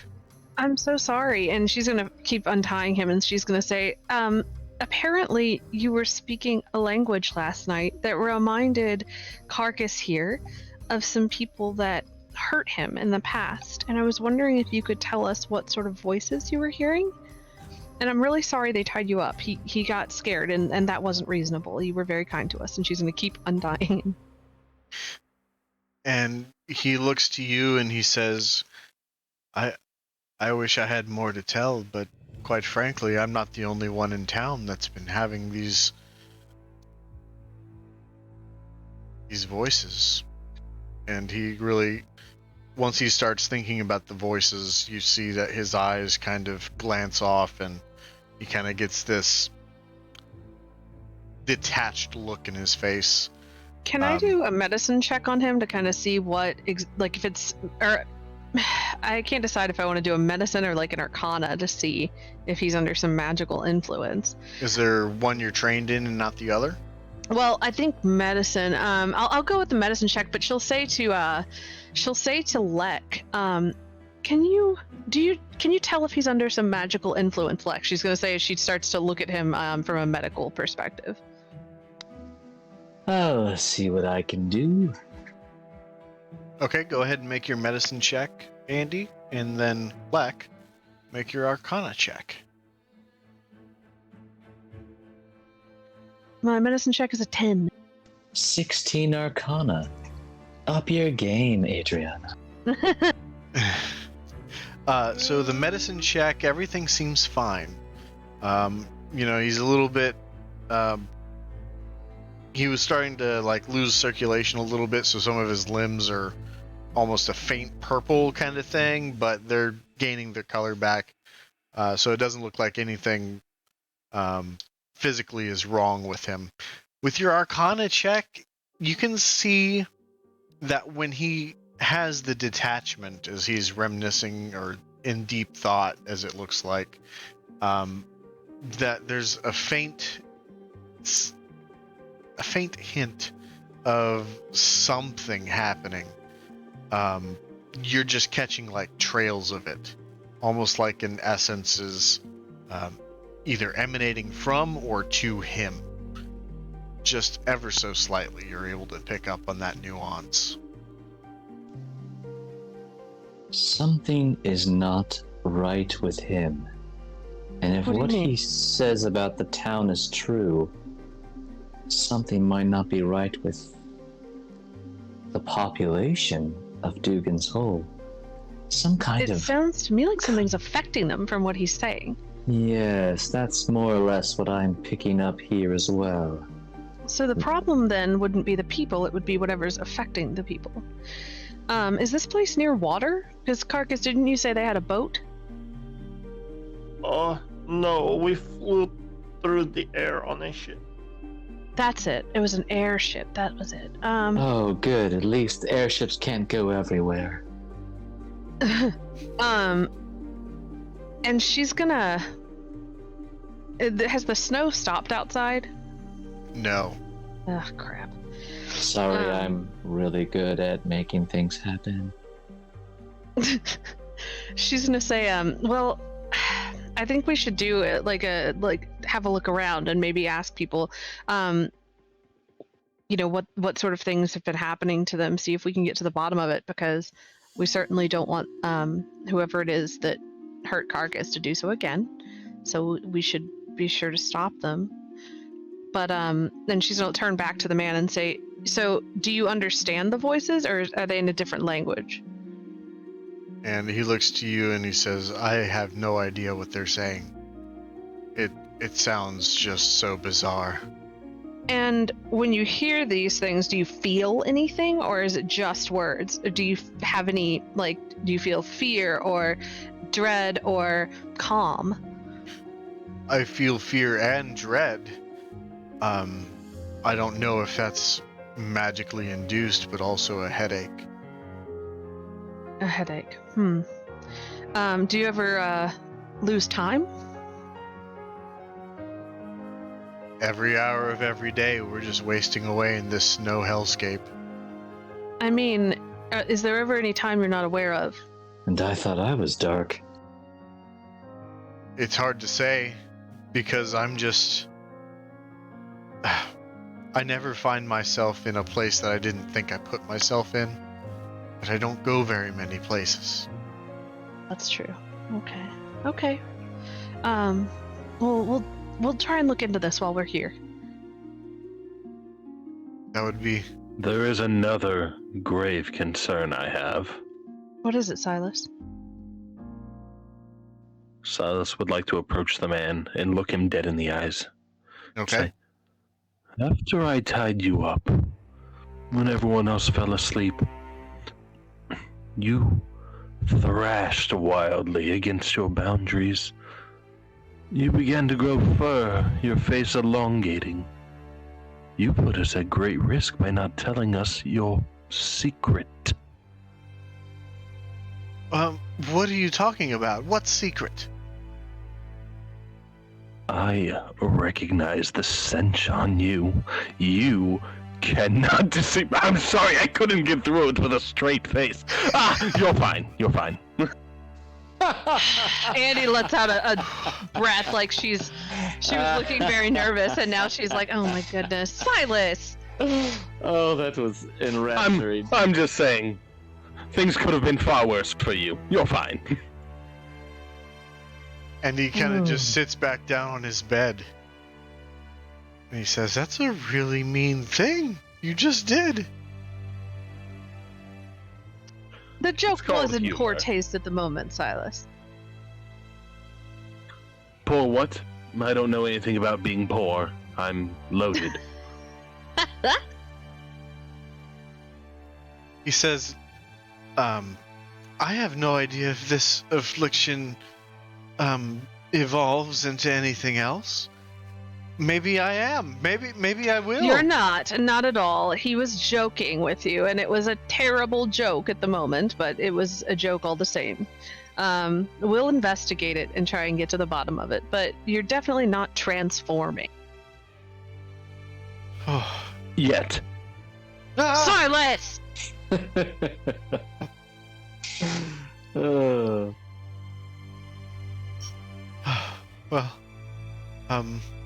I thank you again for paying me to stay indoors tonight, but I hope you don't mind if I ask at least you, and looks to Silas, to leave. I think that sounds perfectly reasonable, since he, we'll make arrangements for ourselves this evening. But we really appreciate your hospitality. And I yours as well. It was nice to have new faces around. Some, anyway. On the upside, friend, furries have bigger dicks, so... Andy's eyes just get huge, and she blinks a few times and then just walks to the window.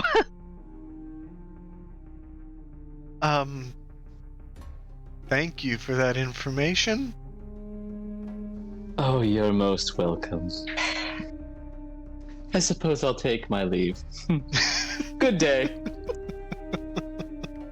Jesus Christ.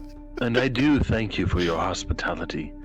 Don't forget, she can't hurt you anymore. And then Silas will go ahead and take his leave as well. Bigger dogs. All right, Zizix and Carcass, what would you guys like to do?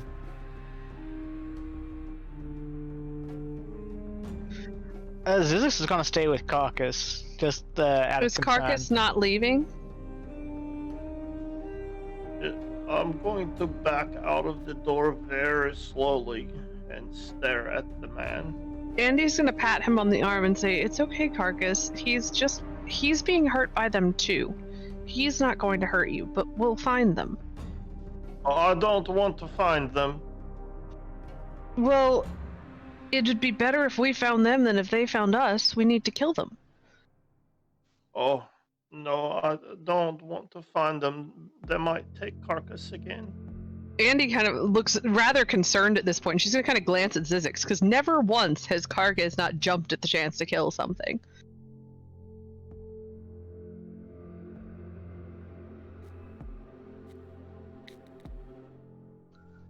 Zizix is just gonna tug at Carcass's cape and just say, come on, let's not stay around here. We should find our friends." Yes, we should all leave very, very quickly.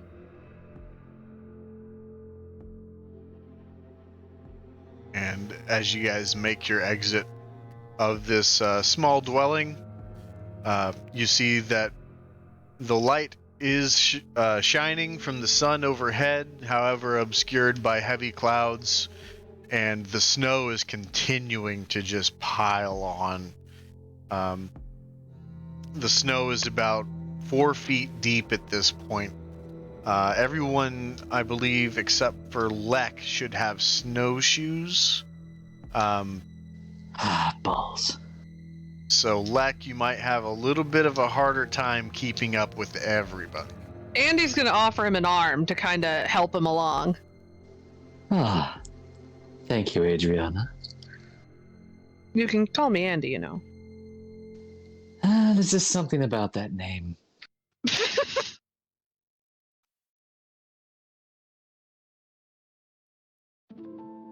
So, as you guys take a look around town, at dawn, there's not a whole lot of movement, but you do hear the sound of chopping happening, and you recognize this as someone perhaps chopping wood to fill up inside of their house.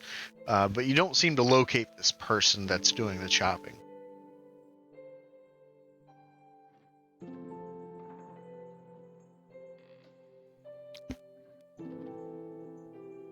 But we'll leave it there, and we will jump into the other house, where morning has come, and Eclipse, Lysander, and Vega, with the twins, hear some stirring coming in from their mother's bedroom. And there's some immense coughing happening, and then you start to notice the scent of tobacco being smoked as it seems to just fill the room with the drafts towards the windows, seemingly pulling the scent into the room. And see the twins, they say, "Oh, smell that, she's coming. And with bated anticipation, the twins strike a pose of like, ta-da. What would you guys like to do as they anticipate their mother's arrival? I will wait and see what they do. All right. And you hear the handle on the door start to turn, and quickly there's a loud gasp. And a tobacco pipe falls to the ground. And the mother says, Finn! Ah! Finn! Silja! Oh, thank you! Ah! And runs over to them and hugs them tightly and says, I didn't know when I would see you next. Oh, I sent so many people to look for you. Where did you go? And Finn looks and says, the wolves took us. We were promised a lot of food and reserves, and we were taken. She said, those wolves did it. Oh. And she looks to the group, the three of you, and says, are you the ones that brought my kids home? Like they literally. Yes, ma'am. How can I repay you? Thank you so much. I thought I would never see them again.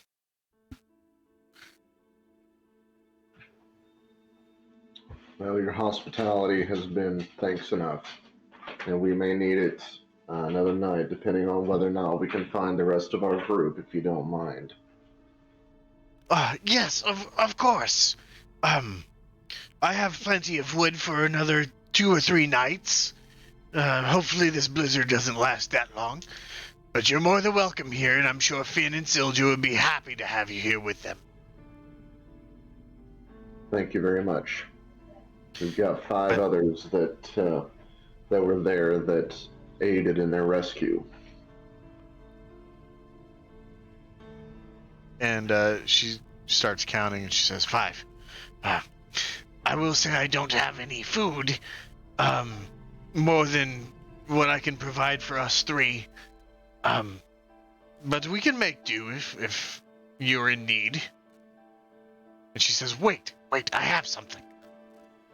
And she goes back into the bedroom, and she comes out with this pair of boots that are quite fuzzy on the rim and have a nice leather bound to them. And she says, you can make use of these. These were my husband's, and we lost him some years ago. But they're just collecting dust, but I know you would put them to good use.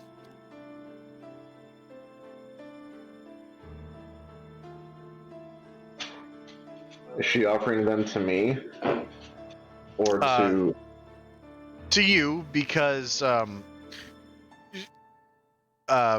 well, she looks at Vega and sees that the boots won't fit him. And the same goes for Eclipse, just in the opposite direction. They seem to maybe benefit you the most.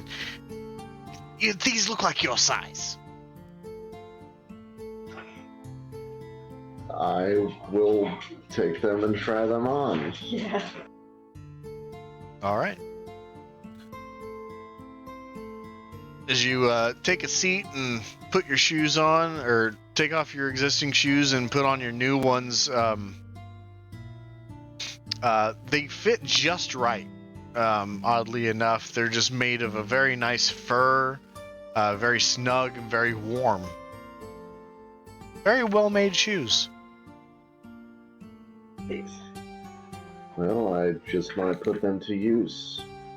Thank you very much, ma'am. Much obliged. Name's Lysander Blackburn. I tip my hat to her. You can call me Hilda.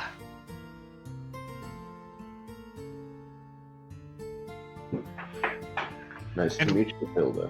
What of the rest of you? I'm Vega. Nice to meet ya. And I am Eclipse, ma'am. Well, thank you very much for helping my kids return home. I had no idea. I was about at wit's end. And Finn looks up to Hilda and says, You're giving away... I can't believe you're giving away my uncle's boots. And Hilda looks back and says, Well, they're not doing any good for me, who's my husband after all. And my brother. Oh no. What? It's a small town. Sorry, that was me above table saying that, not in character. No, same. Mine was very above table. Too late. This one Actually, needs to die too. My expression is blank and speechless at the moment.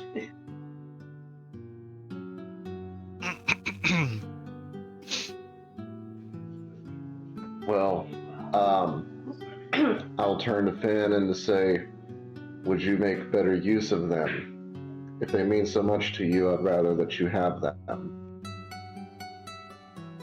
And he looks to you and he says, well, considering what you've done for us, I suppose it's the least we can do. Well, your hospitality is payment enough. This is just a generous token of appreciation. I would rather that you have them if they hold sentimental value to you. They do, but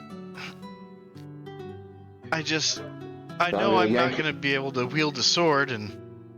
Nope, I'm going to take them off and hand them to him. It's like they're yours.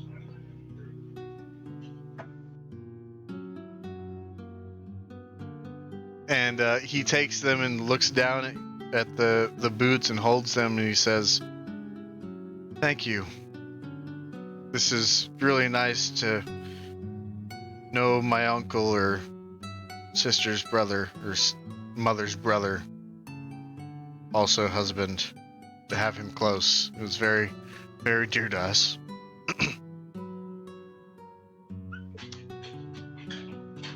Yes. He was a skilled hunter in his day. What was his name? His name was Sorry. Horgar. Right. Yeah, Horgar, he was a stud muffin. He was such a good hunter back in the day. I just couldn't help but, loving him dearly. Eclipse's whiskers, twitch in such a weird way because she's having such a hard time holding in all the ugly noises she wants to make.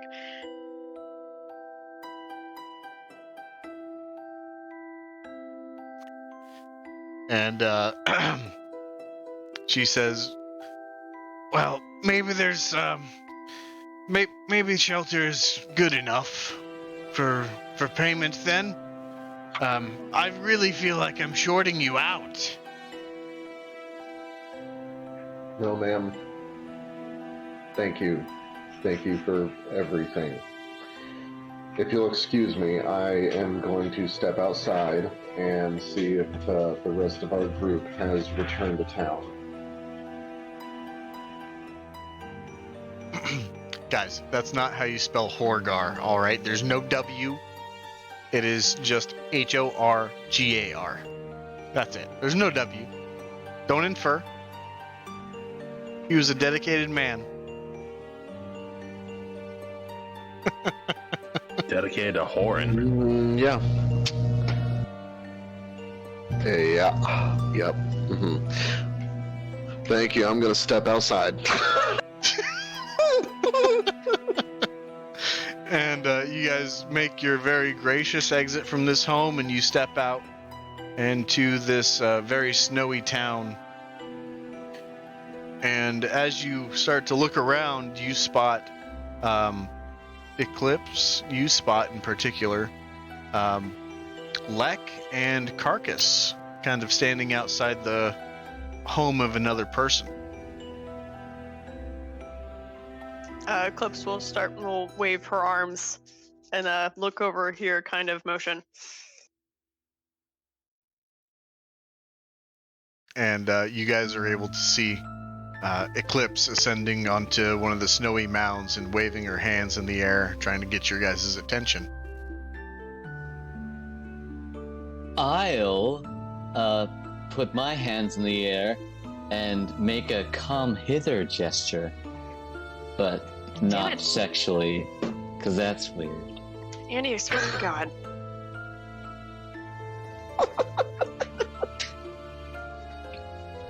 Eclipse is gonna shake her head and stamp her foot and be like, no! No, I'm gonna walk over to him. Do I see him? Yeah. I'm gonna take her by the paw and say, come on, let's go. And walk towards them. I want to get as far away from this house as possible right now. Oh, shit. I'm so grossed out. Listen, I know it was a little gross, but that's ran as written. Shit. That is not Wow. embellishment on my part. I honestly did not think that it was, but still, I'm uncomfortable either way. You can change things, Sam.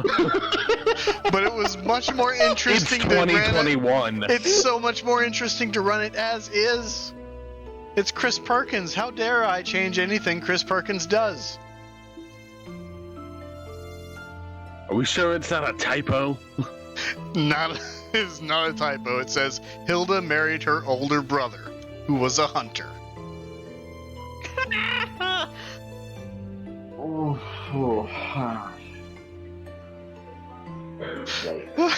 Yeah, big yikes on that one.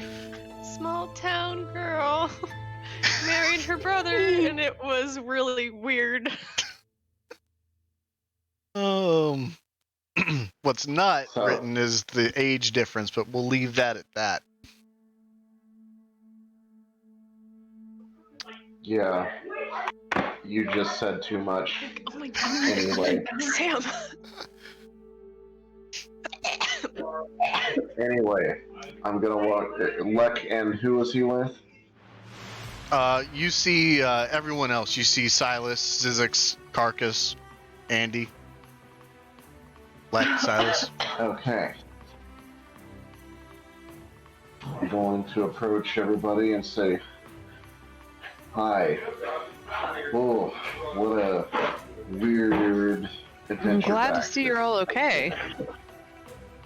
Are the children all right? Likewise to you all. Yes, they are home safe. Great. What did you receive for bringing them home safe? Any payment? Andy's gonna give Silas a look. Have you seen this town? They don't have anything. I mean, I'm sure they have Surely they something. gave him something that would be useful to someone. we got some knowledge that we didn't really want. That's Knowledge is very important. true. Yes, Lek. There's a pair of fuzzy boots in there that they might give you, and they offered shelter for all of us for tonight if we need to. But I would rather not stay in that house if we can avoid it. Why? What's wrong? Yeah, care to explain? You know, she was very open about her incestual relationship with her brother, and the two children that we brought home were the product of said Congress. Andy kind of wrinkles her nose and small towns are weird. Sibling cousins. Not just Yeah. small towns, royal kingdoms too. Oh, that's fair. In any case, they offer a pair of boots that fit well, but the son felt more, well, they meant something to him. And frankly, I did not want them, but I'm sure the mother would give them to you if you were to ask. That is up to you. Lek But is again- kind of in desperate need of shoes, Andy says, because she's been kind of helping him along. Maybe they'll accept some gold for them. Perhaps they Yes, will. I love giving out gold. Very good. Very good. As long as it's from your pocket, Adriana, that's perfectly fine. Although we do have a saying in Cormyr. Fuck them kids. That's not a saying I subscribe to. Clara, were you drinking again? No, the laugh really forcefully came out of me because I was not expecting that. Oh, goodness. So, as you guys are having this conversation, the wind is growing and cutting and blasting more snow into the air and creating dunes even in the roadways here. Not that you can tell where exactly the road begins or ends, but this blizzard is still ongoing. It's amazing how powerful this blizzard is. Makes you really think about its origins and how that reflects power of where it came from.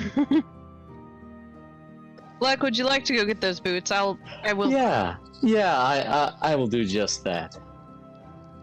I head over to the throne of temptation. Yeah. Me introduced you. Okay, Great. so who's going with them? Andy will. Lysander, well. did you say you were Eclipse? I did tell them that you aided in the rescue of the incest twins. You can just say twins. The incestual twins, perhaps? No! Maybe I don't even want to think about They're it. children. Anyway, Eclipse, Yes, do you have a moment? I do. Perfect.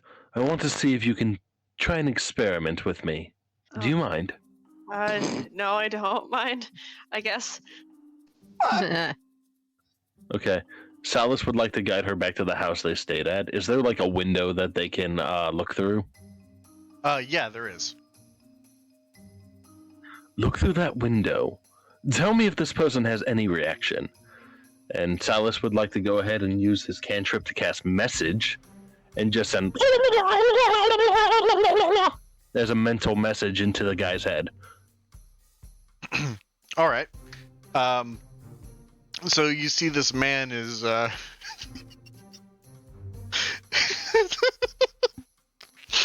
he actually made some soup and he's just pouring it into a ladle and into his bowl, and you send this message and he jerks and the bowl just covers him with this soup that he's pulled off the hearth, and he starts screaming "Ah!"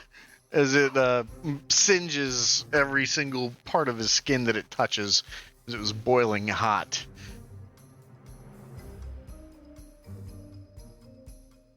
Will clamor back. What did you have me do? That poor man. What happened? Please tell me everything. He spilled hot soup on himself. He was so startled. That's wonderful. No, he was an asshole.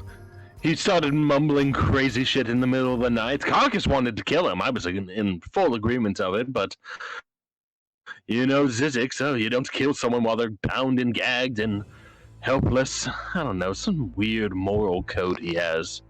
Anyway, thanks for keeping an eye out for me. That was hilarious. Welcome.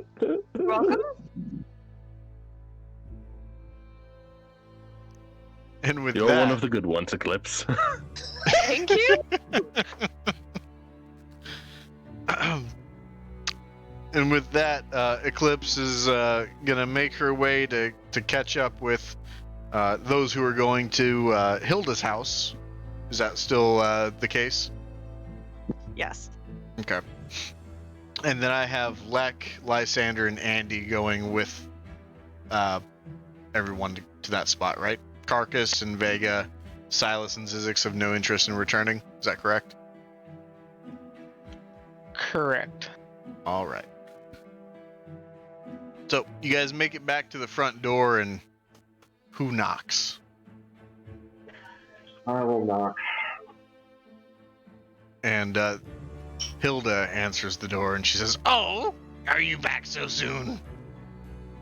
I found the rest of our group. Oh, Introduce you. very well. Please come in.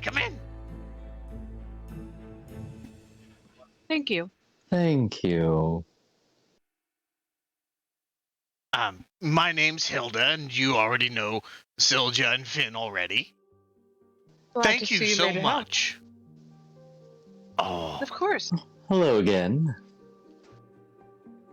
and the twins they wave at you and say hi, as they're huddled up around by the hearth and sitting together, looking at each other, and then back to you and smiling and being very happy that they're home.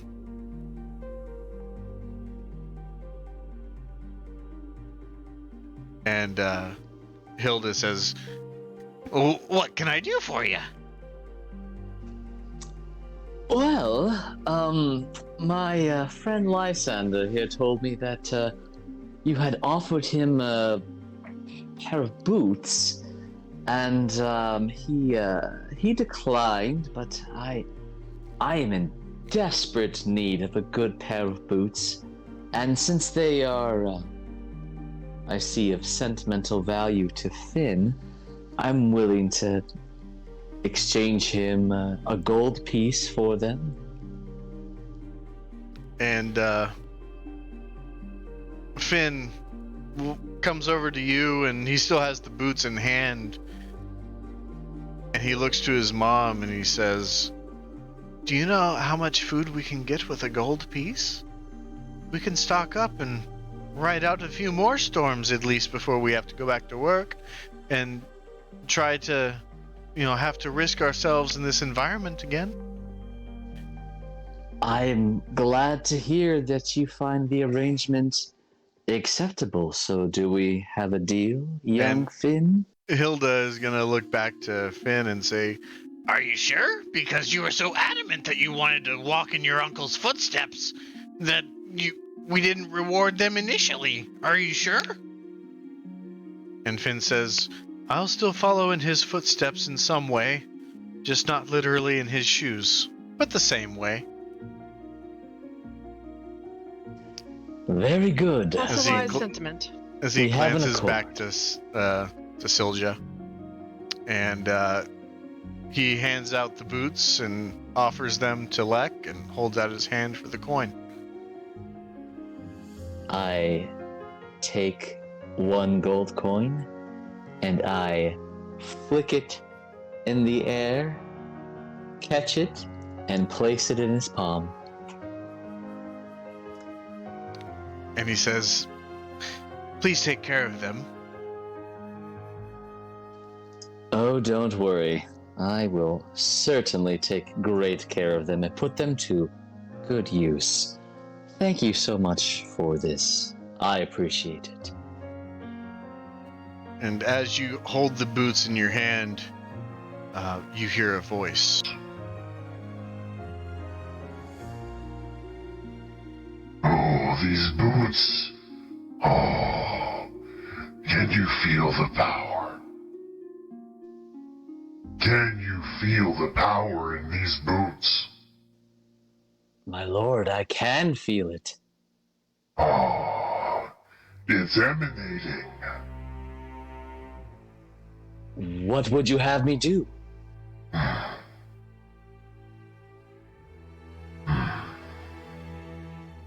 You seem to be missing some important gear to really survive in this weather.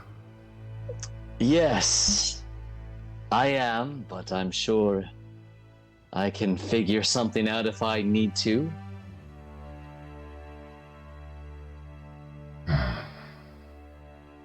I'm feeling quite starved. I think it's best to dispose of these. Very good. I will take time to do that. As soon as possible before the day's out, my lord. Let it be soon. So it shall be. And Andy's gonna leave 10 gold pieces on the mantle of the fireplace. Mm-hmm. Kind of quietly and casually. Yeah. Okay, are you technically being stealthy about it? Yeah, she's gonna be as stealthy as she can. Okay. Go ahead and make your stealth check. 9. Oddly enough, nobody notices. Great. The party, I think, except for Carcass, notices. But Carcass isn't there at the moment, so everybody else takes note. Can I attempt to take one of the gold pieces when everyone's not looking? You can certainly try. Sweet, totally gonna do This that. is sleight of hand. Alright.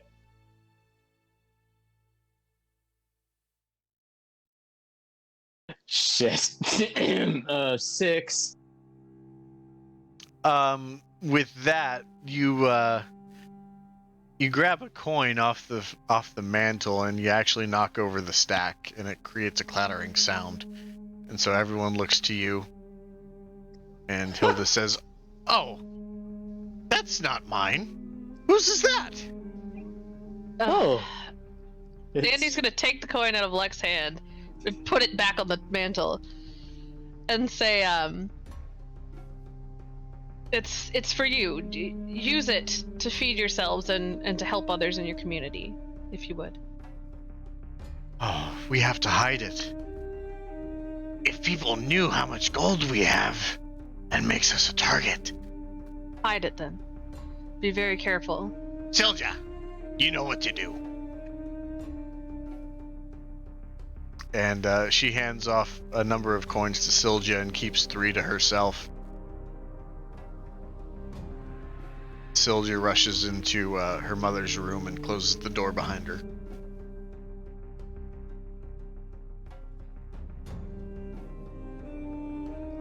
How clumsy of me. Can I do a insight? On Lek being clumsy? Yes. Okay, yeah. Lek, roll a deception and roll an insight, Andy. I got an 11. Yeah, that'd be a 22. Fuck. Lek comes up with some very quick-witted lie about admiring the candle that was on the mantle. Yes, Andy just believes him. my mother had one just like it, and then with my poor footwear, I still haven't quite gotten used to walking in snow that is not there. You know, I'm used to walking in snow and it's not there. That's what I meant. I'm good at talking. Good thing you rolled a 22. Yeah. And Hilda looks to you and says, I can't begin to thank you enough for this, but you are welcome in our home at any time." Thank you, that's very kind.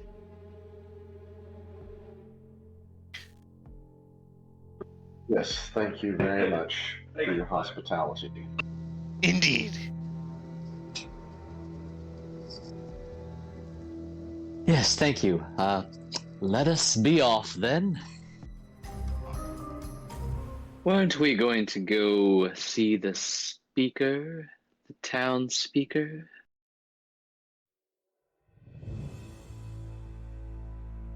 I forget her name. Yes, I do believe that was the plan. So that way we could claim some kind of reward for these children and let them know that their messenger made it safe.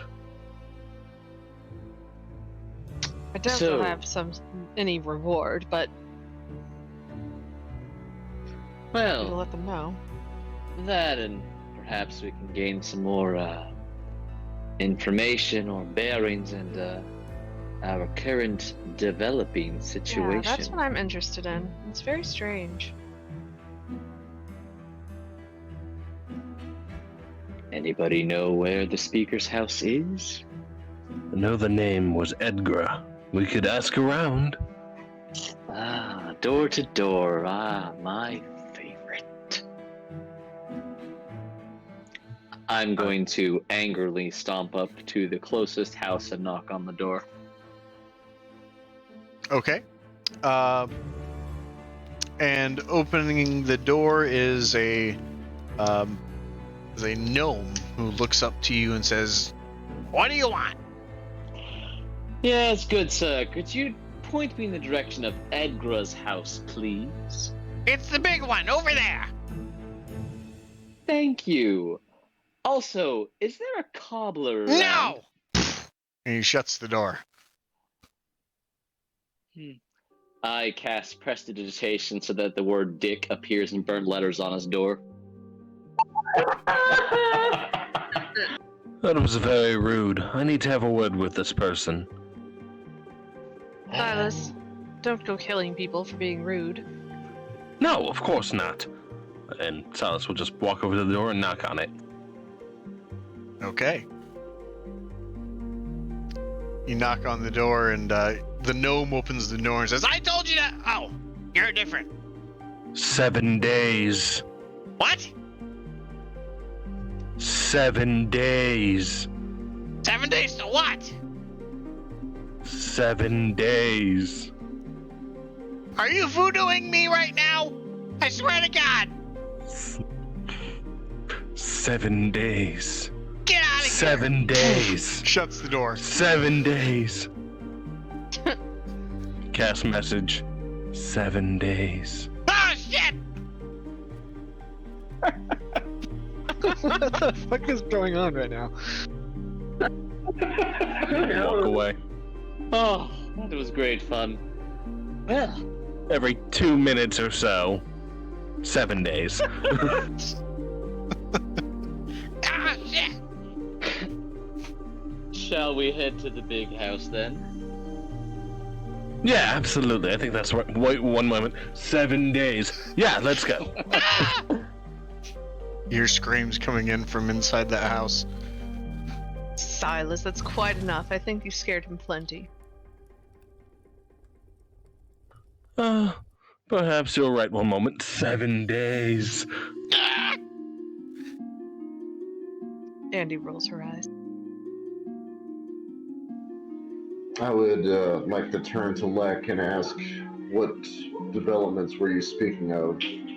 What happened in that giant igloo as we were escorting the twins back to town? Oh! So, you know how there was a big blizzard? It's currently going. Do you know how there's currently a blizzard right now that just seems so strong and so powerful? Just the most majestic blizzard you've ever experienced in your entire life. Andy rolls her eyes. So majestic that perhaps it even turns you on to a certain degree that makes you think, this is strange, but I want this. Oh. You know how that's happening right now. Oh. I felt that, but continue. Well, I don't know if you remember, but when Vega did his inspection of the igloo, he mentioned there was a throne there. Do you recall the throne? The throne with the rune ice written upon it? You do? Well, I may have sat on the throne on a whim, and the throne harnessed its power through myself as a vessel and caused the blizzard that we are currently in the midst of. And now you see why he's so proud of it. Yes.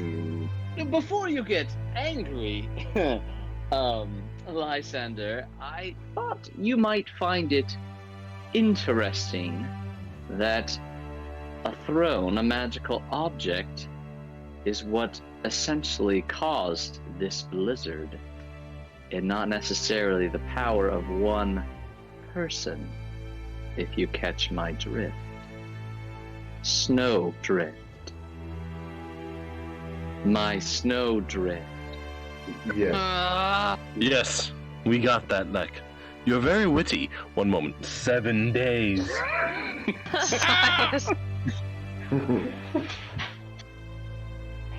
So you could say that my triggering of the very majestic and awesome blizzard may have revealed some valuable information about a certain deity that we are at odds with, potentially. That is very interesting. So, you're welcome. And I smile and wink, which is basically a blink. Right.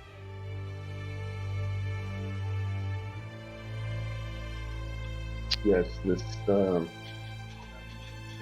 is definitely a development that we will need to think more on. But thank you for the information. Of course, anytime. Enjoy the blizzard. And the wind seems to pick up as he ends his sentence and just starts barreling down the middle of town, and snow drifts just kick up in the air as more snow continues to fall down, and the snow's right about 3-4 feet deep still.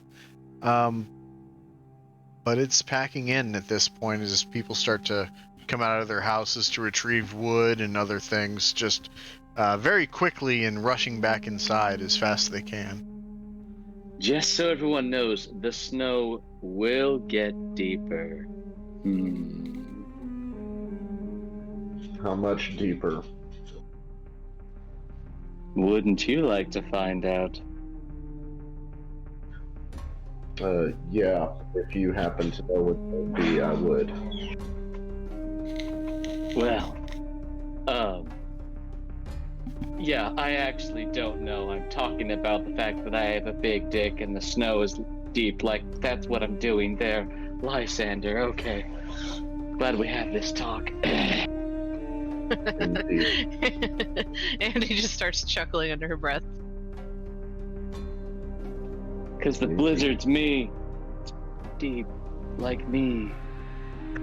Adriana, Yes. how many days are in a week? No, Silas, I'm not answering that. Are you sure? Yes, I'm sure. Stop torturing that little rude man. He's very little and very rude. Incredibly rude. So incredibly rude. One moment. 7 days. Silas! Buy me armor and I'll stop. Listen, I'm not made of money. Besides, you said you're loaded.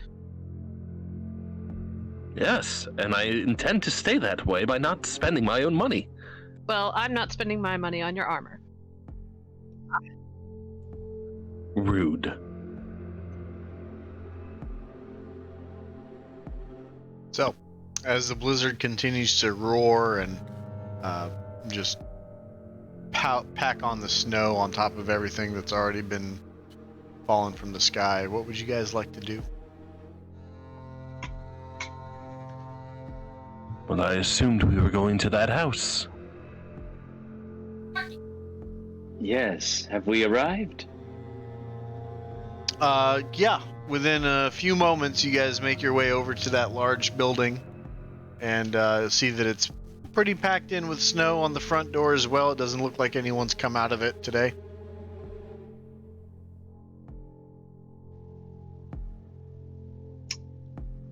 Well, I knock on the door. Lek knocks on the door, that is. And The door is open and you see a man standing there who looks to be a very makeshift guard by the looks of it. Doesn't have very well equipped armor or weapons. Looks like he has some sort of maybe some sort of steak knife. And he says, "Can I help you?"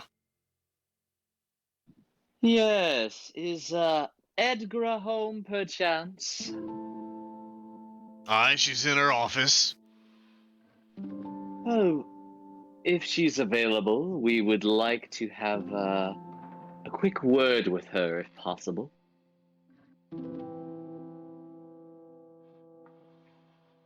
And he says, "Very well, come in, come in." Thank you. And I go inside. Everyone else. Yeah, we'll go in. All right. And as you come inside, you see that there is a reserve of mead and other bottled drinks on the wall behind you as you start to make your way towards the office of town speaker. And she peeks her head out and she says, "Who are you?" We are Silas's angels. I'm sorry. What? Not. No way! It's too late. It's already been spread. That's not no. There seems to be some contention on who you are. So if you don't mind, you make it quick. true. We're unnamed adventurers, and we were hoping for a moment of your time. You have it, and time is fleeting. I like her. Yes, it's almost as if they only have 7 days. Stop it, Solus. 7 days, she says. I had No, a question it's nothing. regarding dreams. We encountered a man that was having some dreams in the evening with a language spoken that he didn't understand, and he said he wasn't the only one having these dreams. So, do you happen to know if this is a common issue in the town at the moment? Yes, it is. I haven't had them in a few days, but they'll come back.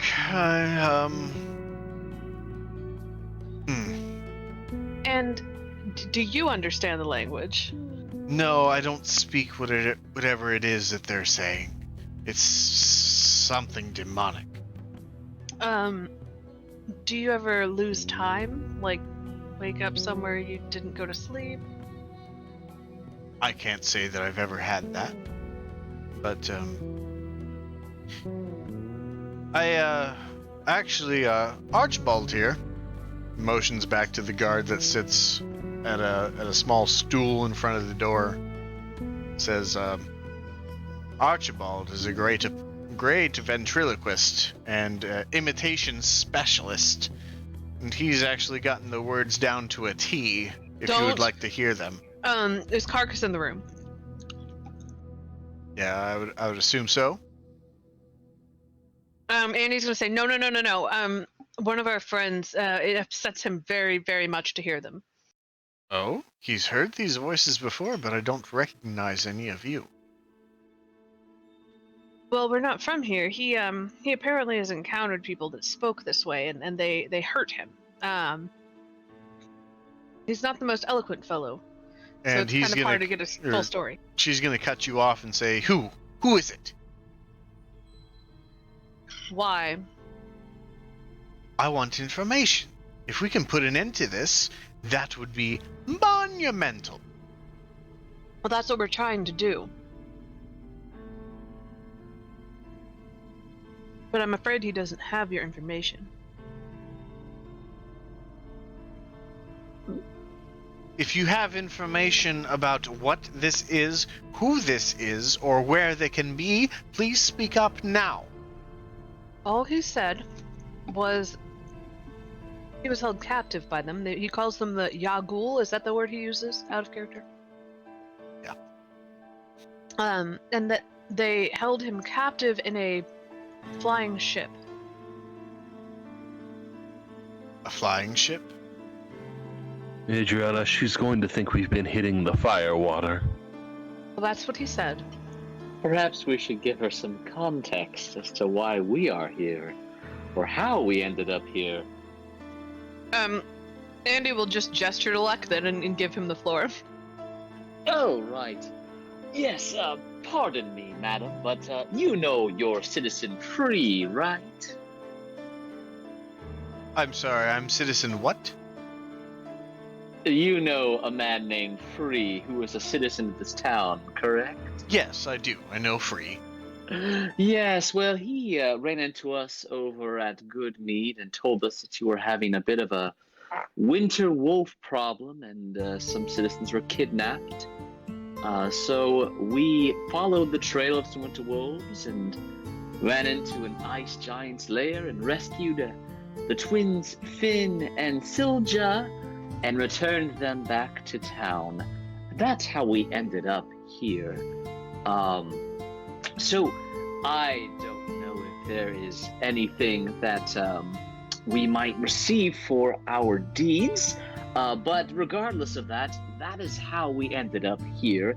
And when we spent the night with one of your other citizens, we awoke to him having one of these dreams, which is kind of what led us to this moment we are in currently. Did I leave anything out?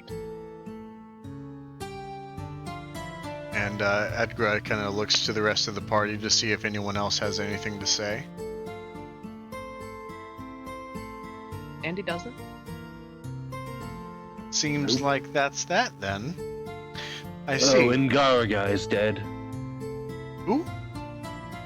The ice giant. It's dead. The mammoth talks, though, and will likely gore you if you even try and step foot in their, little... hut? I don't know what you call it. Cave. I see, the, Cave. frost giant, and you guys killed him. Yes. No. Oh? Oh, I'm sorry. No, sorry. I messed that up out of character. We found him dead. I see. Don't get me wrong. If there's a reward for slaying it, I will gladly take the reward, but I'm not going to lie to you. The reward has already been claimed, probably about a year ago. A group of adventurers marauding about town. We made up some rumor about a large giant roaming about that some hunters had said they had seen, and gave them direction and a bountiful sum to go embark and try to find him, and they ended up finding one and brought all of his gear back, and well, quite frankly, that took all of our gold reserves as we told them we could not pay, and they kind of took everything from us. So we are kind of, not the kind of people who like giving out payment for adventurers, as they've ruined our ability to pay for food and services from other towns. How dreadful. I am so sorry. Not that I have anything to do with those adventurers, but being one myself, I certainly hate the bad reputation filth like that gives us, as our intentions are noble, I assure you. Yes, very noble. I see. Well, the most that I will do is I will say thank you for finding those twins. Everybody is a very, very important resource here in Dugan's Hole, and I will give you this, as she walks over to the back behind you and grabs a bottle of some sort of unmarked liquid and hands it to Silas, because he would be closest. May I ask what this is? Take a swig and find out. So I was just gonna go ahead and set it at his belt. But thank you.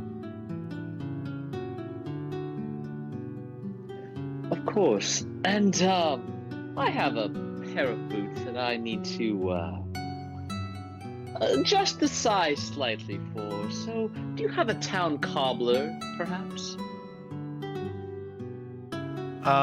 And she's gonna take a look and she's gonna say, I know those boots. Those are Horgar's. Did the family give those to you? They did, as, well, yes, they did. I actually did partially pay for them. It was kind of a half reward, half exchange type deal. I see. Well, I'll give you a bit of free information then. Alright. How long have you been wearing them? About a half hour, maybe?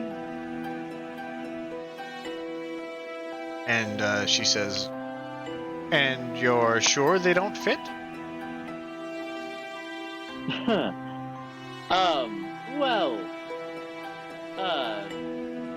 Well, I mean, I guess I hadn't thought about it since I first put them on. And as you start to bend down, and the shoes that were initially a little loose on you actually are fit quite snug. Oh, huh. On second thought, they seem to fit better now. Interesting. Would you care to save me the trouble of figuring this out on my own and tell me what exactly is going on with these boots? For a fee. Oh, what's your fee? 35 gold? I'll just embrace the journey that is discovery. Thank you, though. Understood. I guess that's all that I really have for you then. If there's nothing else, back to the matter of hand. Who are the Yagu? What are these Yagu? And how can we kill them? That we don't know. I see. Maybe if we could, maybe stimulate some memories. Archibald, say the words. Stop it!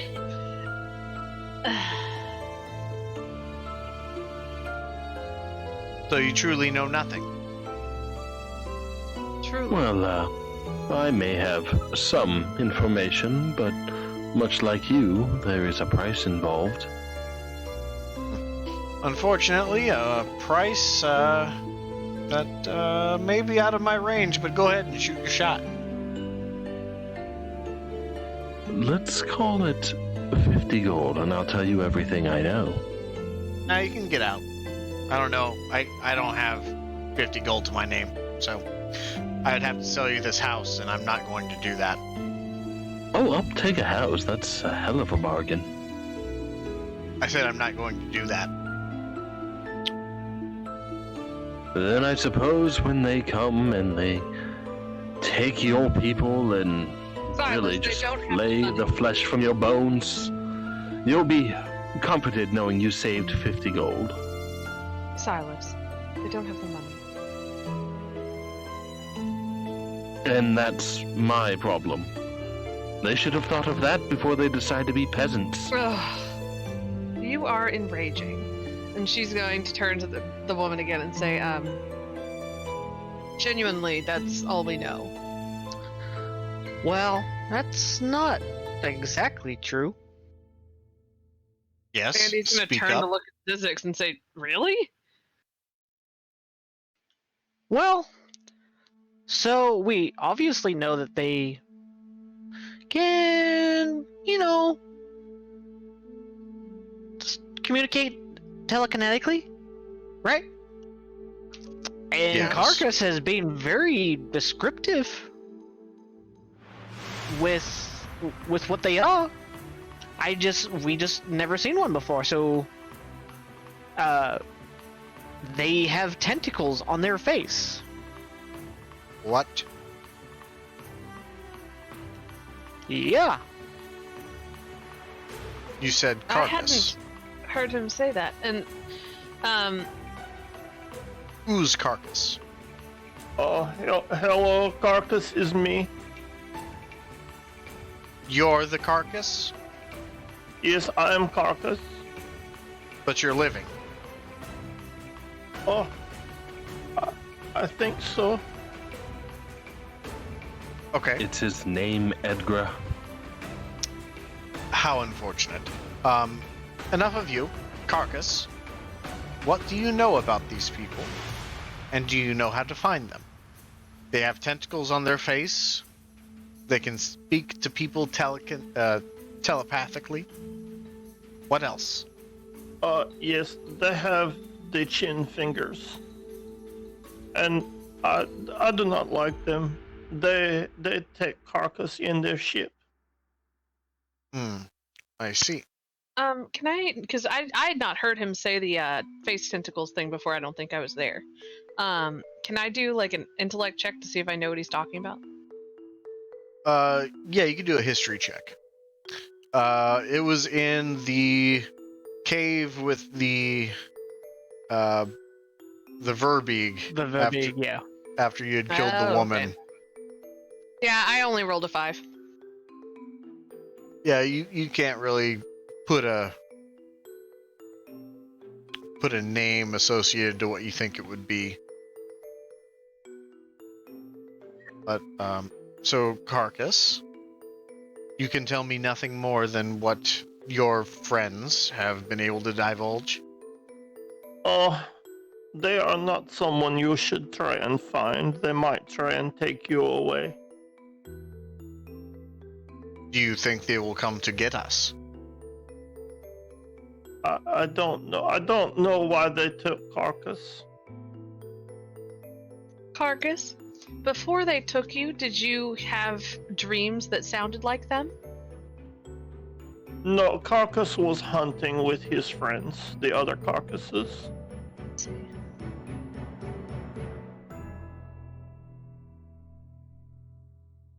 I see. So you, little one, what else have you managed to extract from this carcass?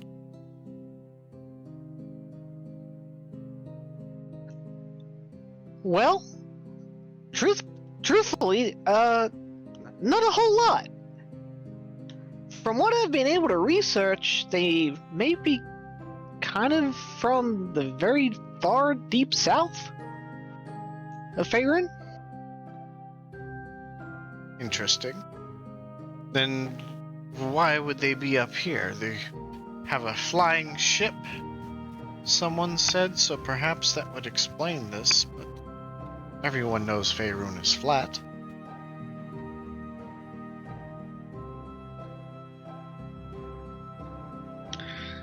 Zizix is just gonna scratch his head at that remark.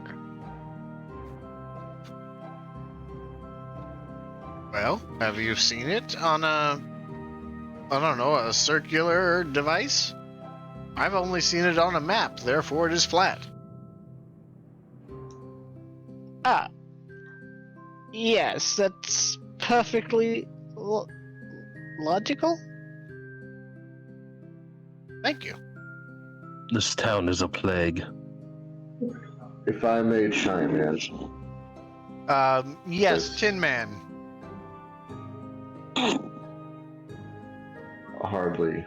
Anyway. I'm going to pull out my journal and show them the drawing that Carcass had made in my journal of the ship that he claimed that they were flying on. And, what is this?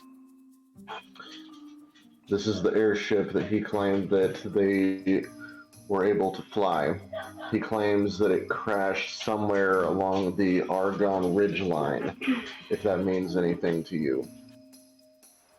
I can't say that I've heard of the Argonne Ridge line.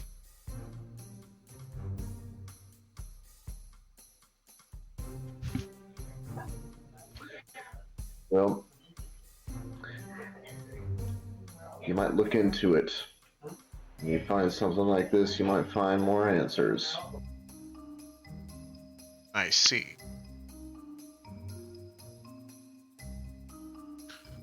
Well, and she starts to head back and starts to look through any books that she might have. And she said from the very south? Yeah, possibly. A place called Chult? And she pulls out one book in particular that she points at it and says, there may be something here. And she only has a few books, but she just so happens to have a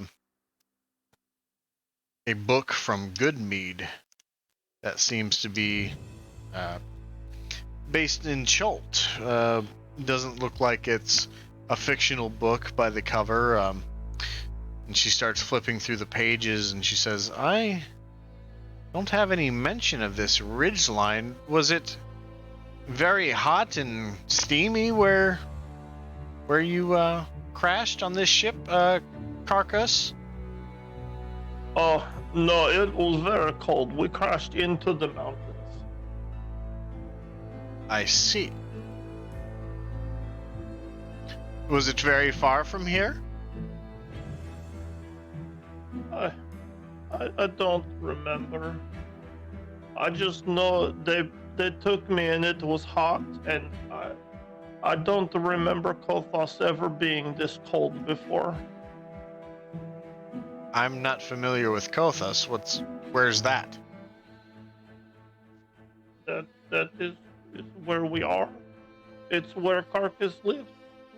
It's where he's from. You said it's where we are, and that's incorrect. This is the Sword Coast.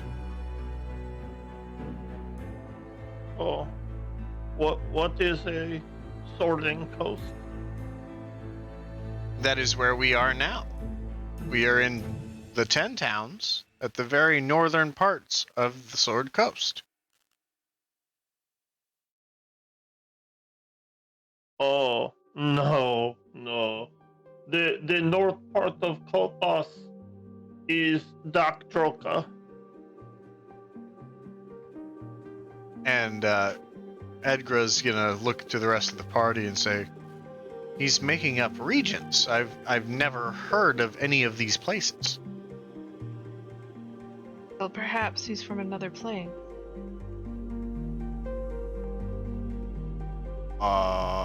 What? Never mind. What do you mean? I mean, maybe he's from a world that's not like ours. So that would mean that these Yagul are also not from this world? I don't know. Carcass, explain. Okay. What do you want me to explain? This Kothos you're from, are you sure that you are not in it? No. Let me reword that. This Kothos that you're from, do you have a piece of paper or a map of where you are from? No, I do not. I do not have maps. Kothos, it is the island that we are on right now. Your friend is very confused and likely a dead end to try to interrogate further, but being that he is a idiot, probably isn't gonna be able to help us in any way, despite being the closest thing to our problem. Carcass, I think it's your duty to solve this problem to this town if you brought them here. Oh, no, they brought did not bring Carcass them here. Whoa, captured. Oh, I'm sorry. I thought I misheard. I thought he was riding along on their ship in their merry way across the No. plains, and they crashed because they were drinking too much wine. Yeah, I'm not sure where you got that. I read between the lines. I did my research.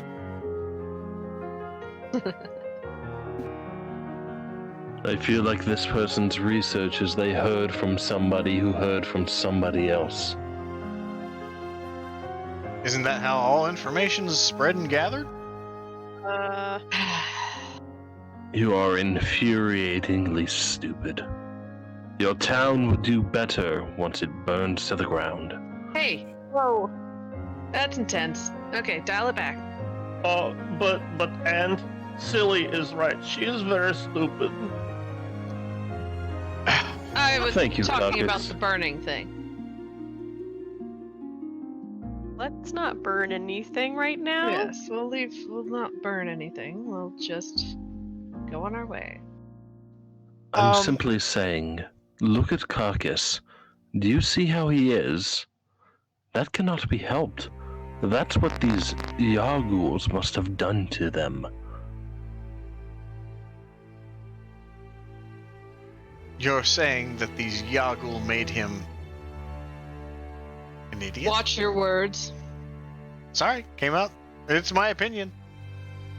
I'm saying that they affected his mind, and the same fate likely will fall upon you and all of the people of this town if you are not careful and you are not willing to make the sacrifices needed to solve this problem. Which, upon spending 3 minutes with you, you are unfit to do. You are a terrible leader to these people.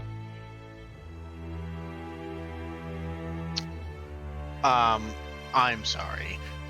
I'm gonna go ahead and stop you right there because your words are offending me and that hurts me deeply. I'm gonna have to ask you to take a step into that room, sir.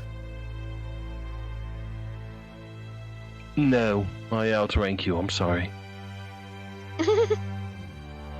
But you have to listen to me. I'm the speaker of the town. And I'm from the royal family of Cormier, so no, I don't have to listen to you. I could buy your peasant little town. No, you couldn't. No royal family would give birth to such a tiefling. Hey! What? That's what they're called. Anyone can give birth to a tiefling, and being a tiefling is not a bad thing. Let him be. I'm sorry, but were you going to put him in timeout just then? I just need to clarify that in my brain. I was going to put him in that room, yes. Oh, okay. Yes, you are 100% right about her, Silas. Yikes. There are quite a lot of us, and we're not big fans of racists. I'm sorry. Down here. I didn't think I was offending anybody by just, calling a race by what they are. No, that's not what you did. You said a royal family would not give birth to That a is, in tiefling. fact, racism. Wow. And that implies that a tiefling is somehow inferior. We don't take kindly to you speaking of our friends that way. We're friends? When did this Shut up, happen? Silas. Aw. No, we are not friends. Oh. We're down here. Thank you, Carcass.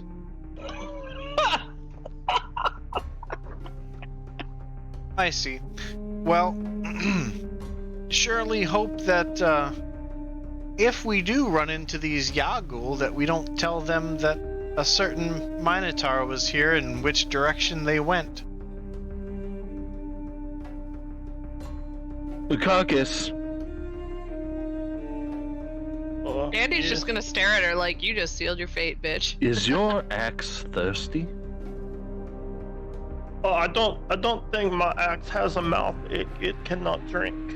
Right. Should we find out anyway? Damn it all the hell.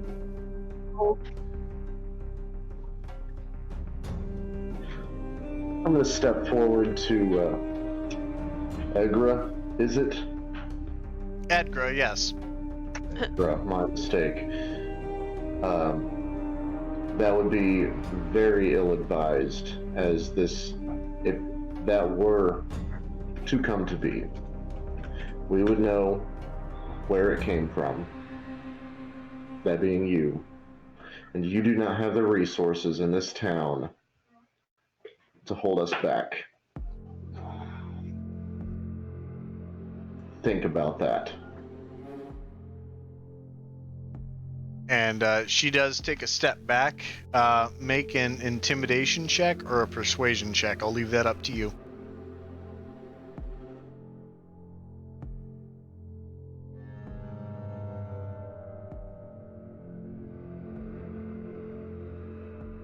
That was an 8.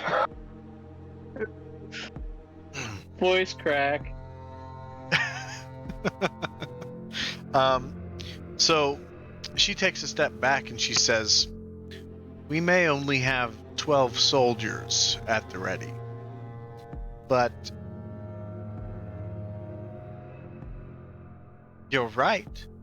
We can't defend ourselves. We'd barely survive as it is. But what we would be doing is striving to survive by telling the Yagul what they wanted to spare ourselves. It's what we have to do. It's what we've always done. Survive." You ever heard of the phrase, silence is golden? Can't say that I have. Oh, where do we get silence? In that little brain of yours. Hey! Oh It no, means- there is no gold in my head. It means you need to shut up. I see. If that's all. And she bows her head and gestures to the door.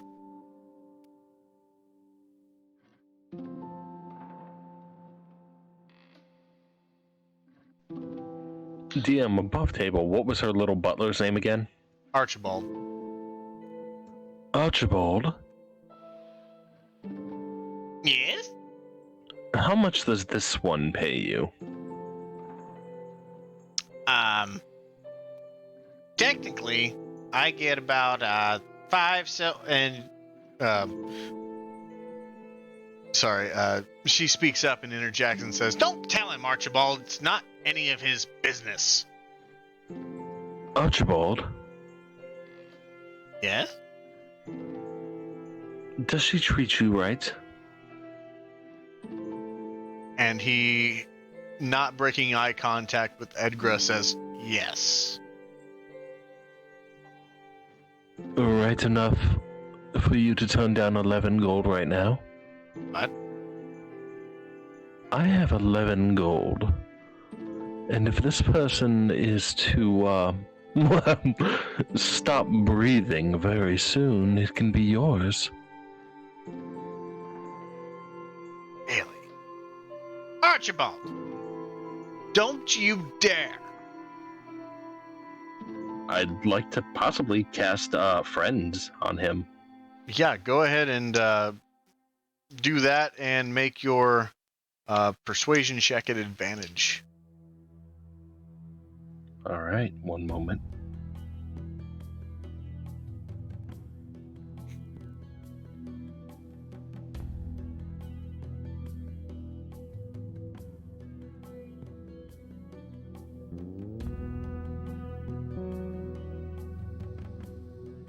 $27.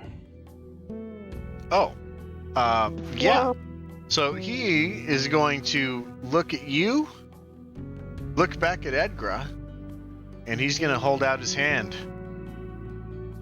He's going to say half up front, half later.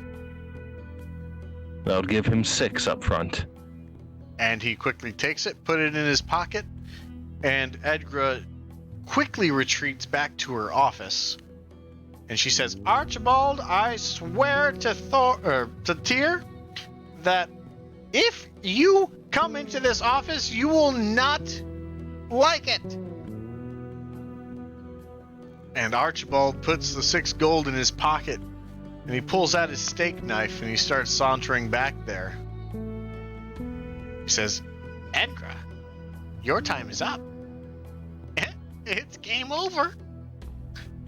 And he comes right to the door of the office, and you hear the sound of a bow drawing back. You see Archibald halt in his step.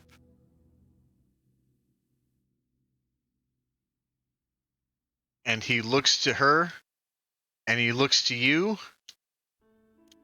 and he starts to rush in.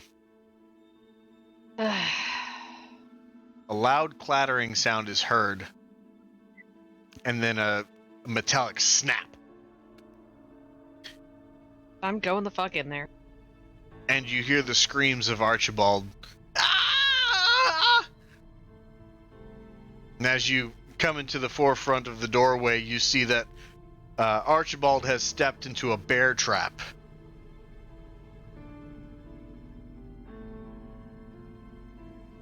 Well, that's unfortunate.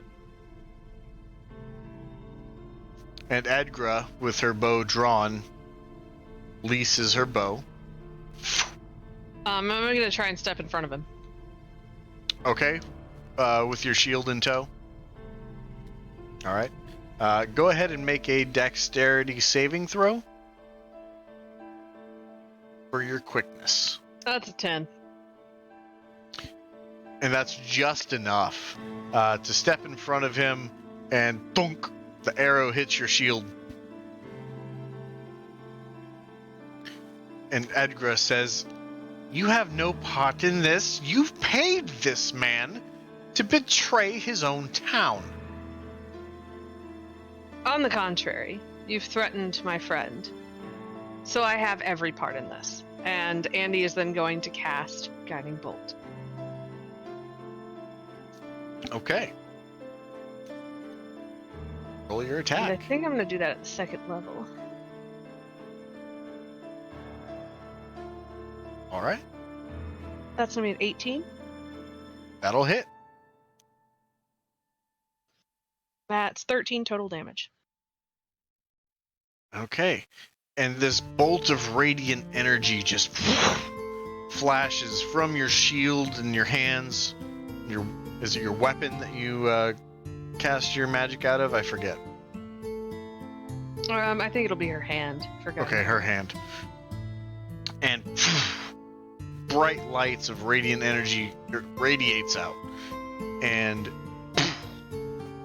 knocks into Edgra, and she drops down onto her stomach and collapses down into the ground with blood trickling out of her mouth, singed all parts of her body, just completely burned away. And she's starting to crawl.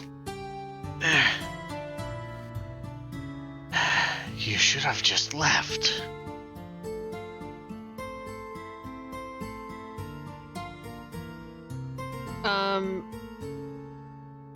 Can Andy give it just a killing blow? Absolutely. Roll to attack.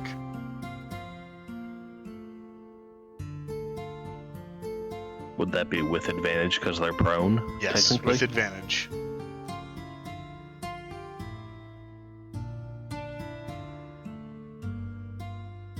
That's a 15. That absolutely will hit.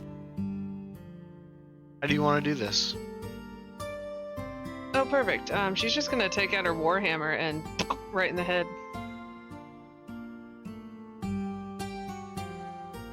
The old And- melon mash. Very Gallagher style. As the brain is severely damaged from the strike of the warhammer, it kind of spurts out in the back of the head, and she falls unconscious and is no longer moving at all, not even Lovely. breathing. And Andy's just gonna casually turn to Archibald and start helping him to get out of the damn bear trap. Okay. Anybody else want to assist on that? No. Silas will watch, but just say, Archibald, would you prefer the 5 coin or your health back? And he, as Andy starts to release the pressure on the trap, pulls his leg out and kind of gives it a once over. And he says, I don't think my bones are broken, so I'll take the 5 gold. Very well. And he'll give him the other 5 gold. Now what? Well, it looks like you have a promotion in order, Archibald. Congratulations. Wow, I never dreamed of owning a town before. This is really cool. What should I do? This should go really well. Your job is to serve the people here and make sure they're cared for. Yeah, but what should I do? Well, I would suggest perhaps hiring us so that we could find an answer to this Yargo problem. I'd say we could do it for, 11 gold. You know what? You got it. That's a fine idea. And you guys go find this Yago and take care of our dreams so I don't have to eat that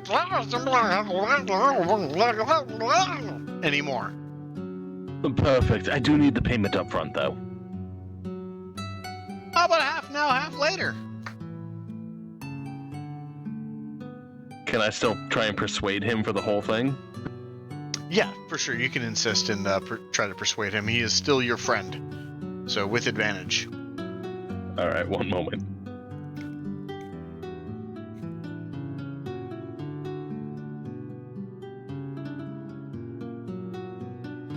The 23. I'm going to insist I need the whole thing. Lots of research to be done and need to properly arm myself. No, you're right. You're right. And he hands over the 11 gold. Perfect. Cast I healing greatly word. appreciate you. You're gonna cast healing word on him. Like, yeah. All right. Well, Speaker Archibald, it is wonderful to know I have an ally here. And I'll pat him on the shoulder. 5 healing. Very good. Yes. And what was your name? I feel so silly. I don't think I know your name. Simon Core. Simon Core. You can call me Blizzard. Oh my god. Simon Core and Blizzard. Is there a laser or a glacier? They wish. Actually, the Tin Man used to go by Laser, but we changed it recently. Didn't really fit with the whole aesthetic. What's his name now? Scrappy. Scrappy. Nice to meet you. Andy's walking. Well, Silas's Angels, we should really be off. We have a lot of research to do. Stop calling us. Silas's Angels. No. I mended your foot. I can unmend it. Okay, I apologize. And Andy will keep going. And he says, first thing I'm going to do, now that I've solved our Yago problem, is ban incest. As you guys walk out the door. It's a smart man. I think they're better off. Great head on those shoulders. And you hear him say, Hilda, you will be mine! Questionable taste, but a great head. He has love in his heart and probably a rock in his pants. No doubt. Ew. Adriana. Yes. That is what I need my coin for.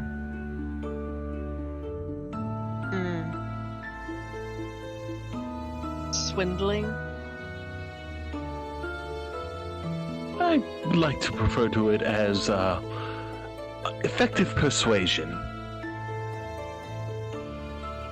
You know, you could use your talents for good. Where is the profit in that? Also, good, bad, it's all really quite subjective.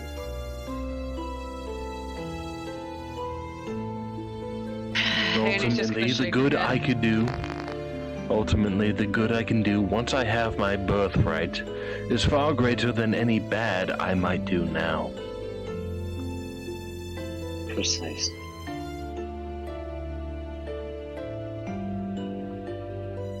I suppose I'll believe it when I see it.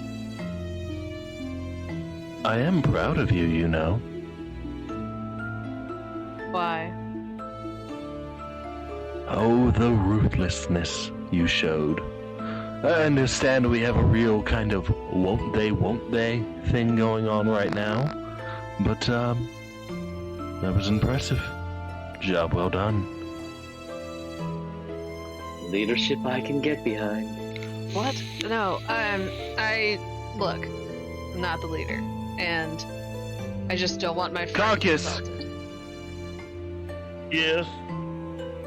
Can you haul Adriana, our leader, upon your shoulders so we can celebrate her? I am not the leader, and I do not want to be on the shoulders. And is not the leader of Carcass. Thank you, Carcass. I just thought it would be a mitzvah. Alright, fine.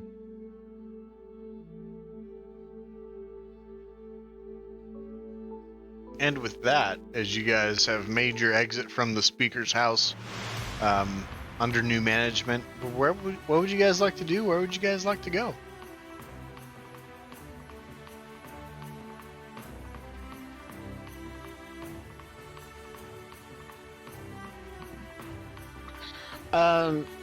Just want to make sure. Does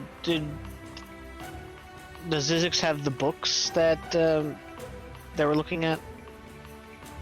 Yeah, there was a guide to Cholt, essentially, that was in the room when you guys went in there. And then the one from or about Goodmead? From Goodmead, that was the one. Yeah, okay. I mean, Zizix wants to go and study up on that book, so... Okay. So where to? An inn, perhaps? They don't have one here, but how close is the next town? Do we know? Goodmead, it's about 4 hours. About a 4-hour journey.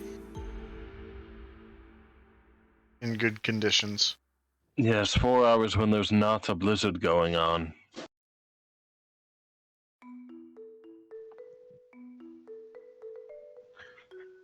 We do have hospitality with the Hilda woman.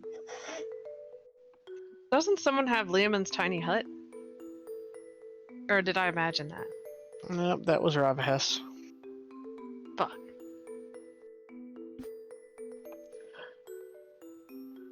I think we should stay where we can. Ah, more door knocking. Brilliant. I go to the next closest house and knock on the door. Okay. And you open the door and you find a tabaxi.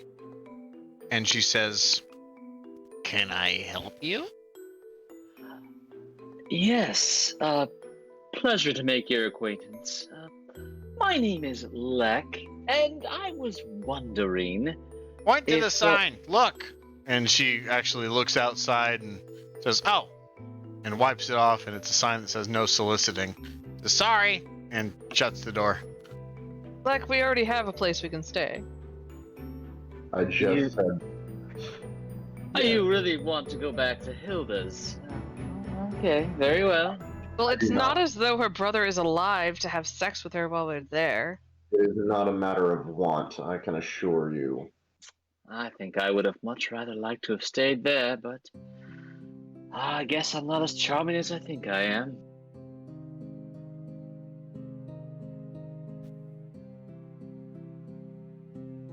Well, shall we? Sure. Andy will head that way. Okay. You guys make your way through town back to the door of the Hildas. Door is shut. The snow has been recently removed from the exit and entry that you guys have done, but the blizzard seems to be adding more to the pile. Who's knocking? And what would you guys like to say? Above table, really quick. About how many houses are there in this town? 10 to 15, roughly. And we have knocked on Four total. Four total. Okay. Man, I'm tempted to go ahead and run the whole gambit. You know what, friends? Since we have the extra time and it's a bit cramped quarters to jump into old Helga's house, I think I'm just going to go around and knock on the rest of the doors. Just for a bit of sport. Maybe I can find something out. That's what you want to do. Yes, I'm not too keen on going back in there. I don't mind at all. All right. So, on this next door that you knock on, I'm going to have you roll a D100. Okay.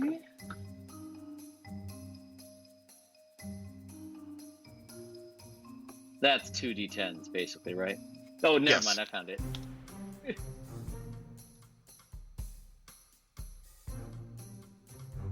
71. Okay, 71. You knock on this door and you see the eyes of an elf peeping through a tiny keyhole, or not a keyhole, an eye hole. And you hear a female voice say, "Can I help you?" Yes. Hello, madam. I'm a visitor to these parts, and, well, first of all, you wouldn't happen to have someone in town who would be a cobbler, would you? A cobbler, you say? Yes.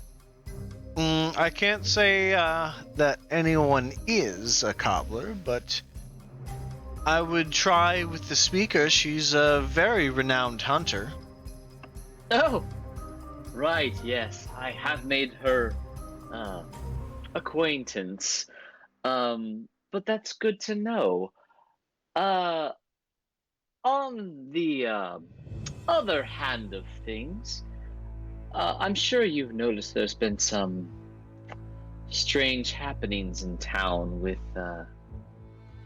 restless nights, if you will.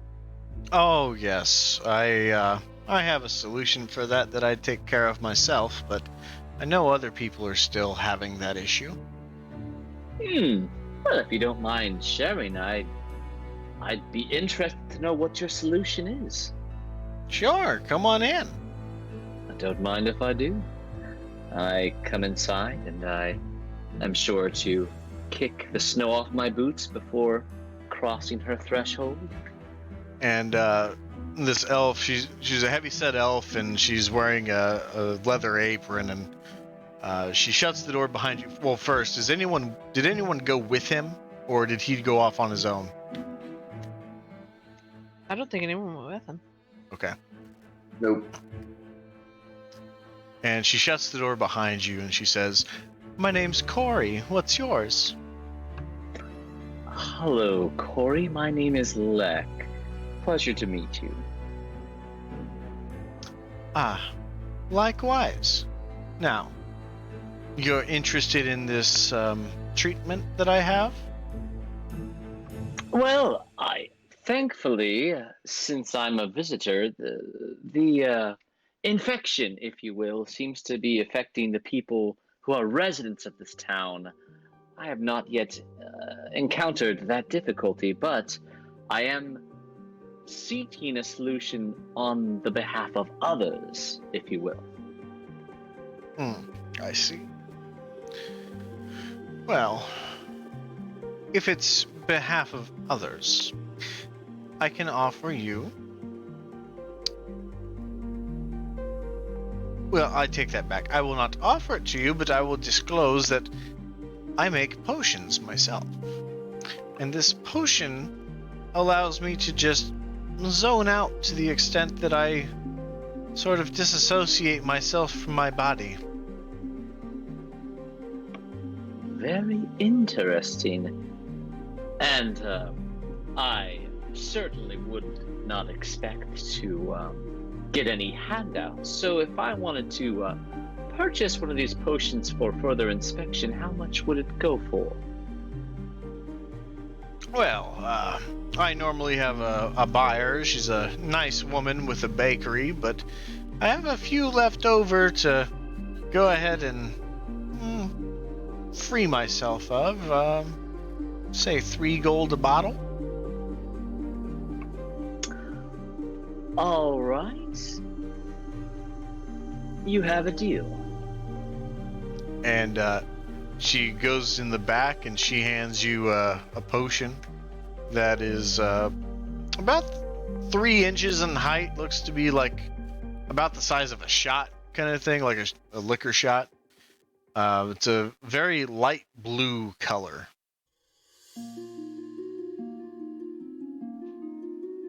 And I purchased just one of these?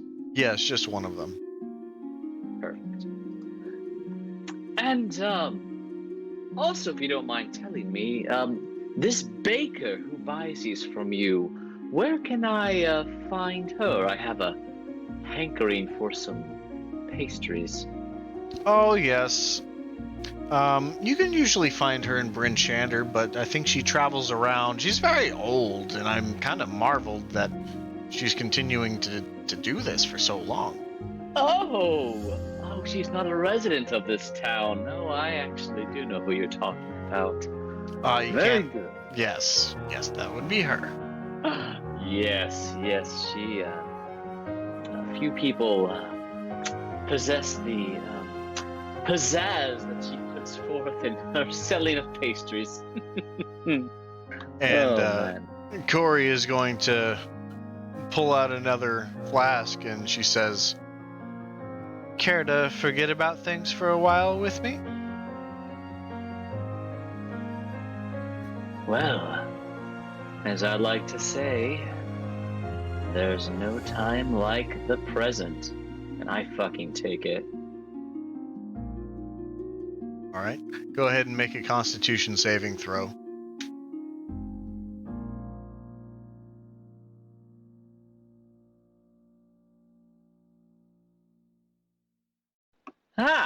A fortuitous 4.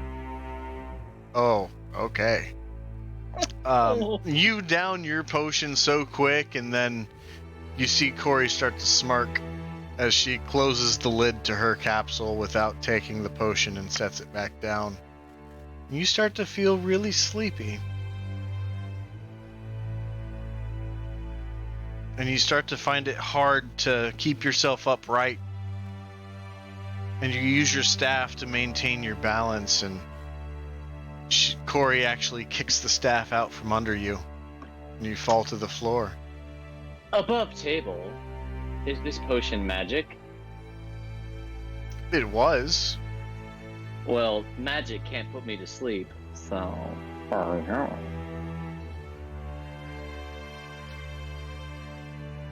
Even though you are disorientated. I see. Let's see. I guess a potion is, like, it has magical effects, but I guess it would be a poison. Okay, fair enough. Yes, sorry, I just wanted to clarify.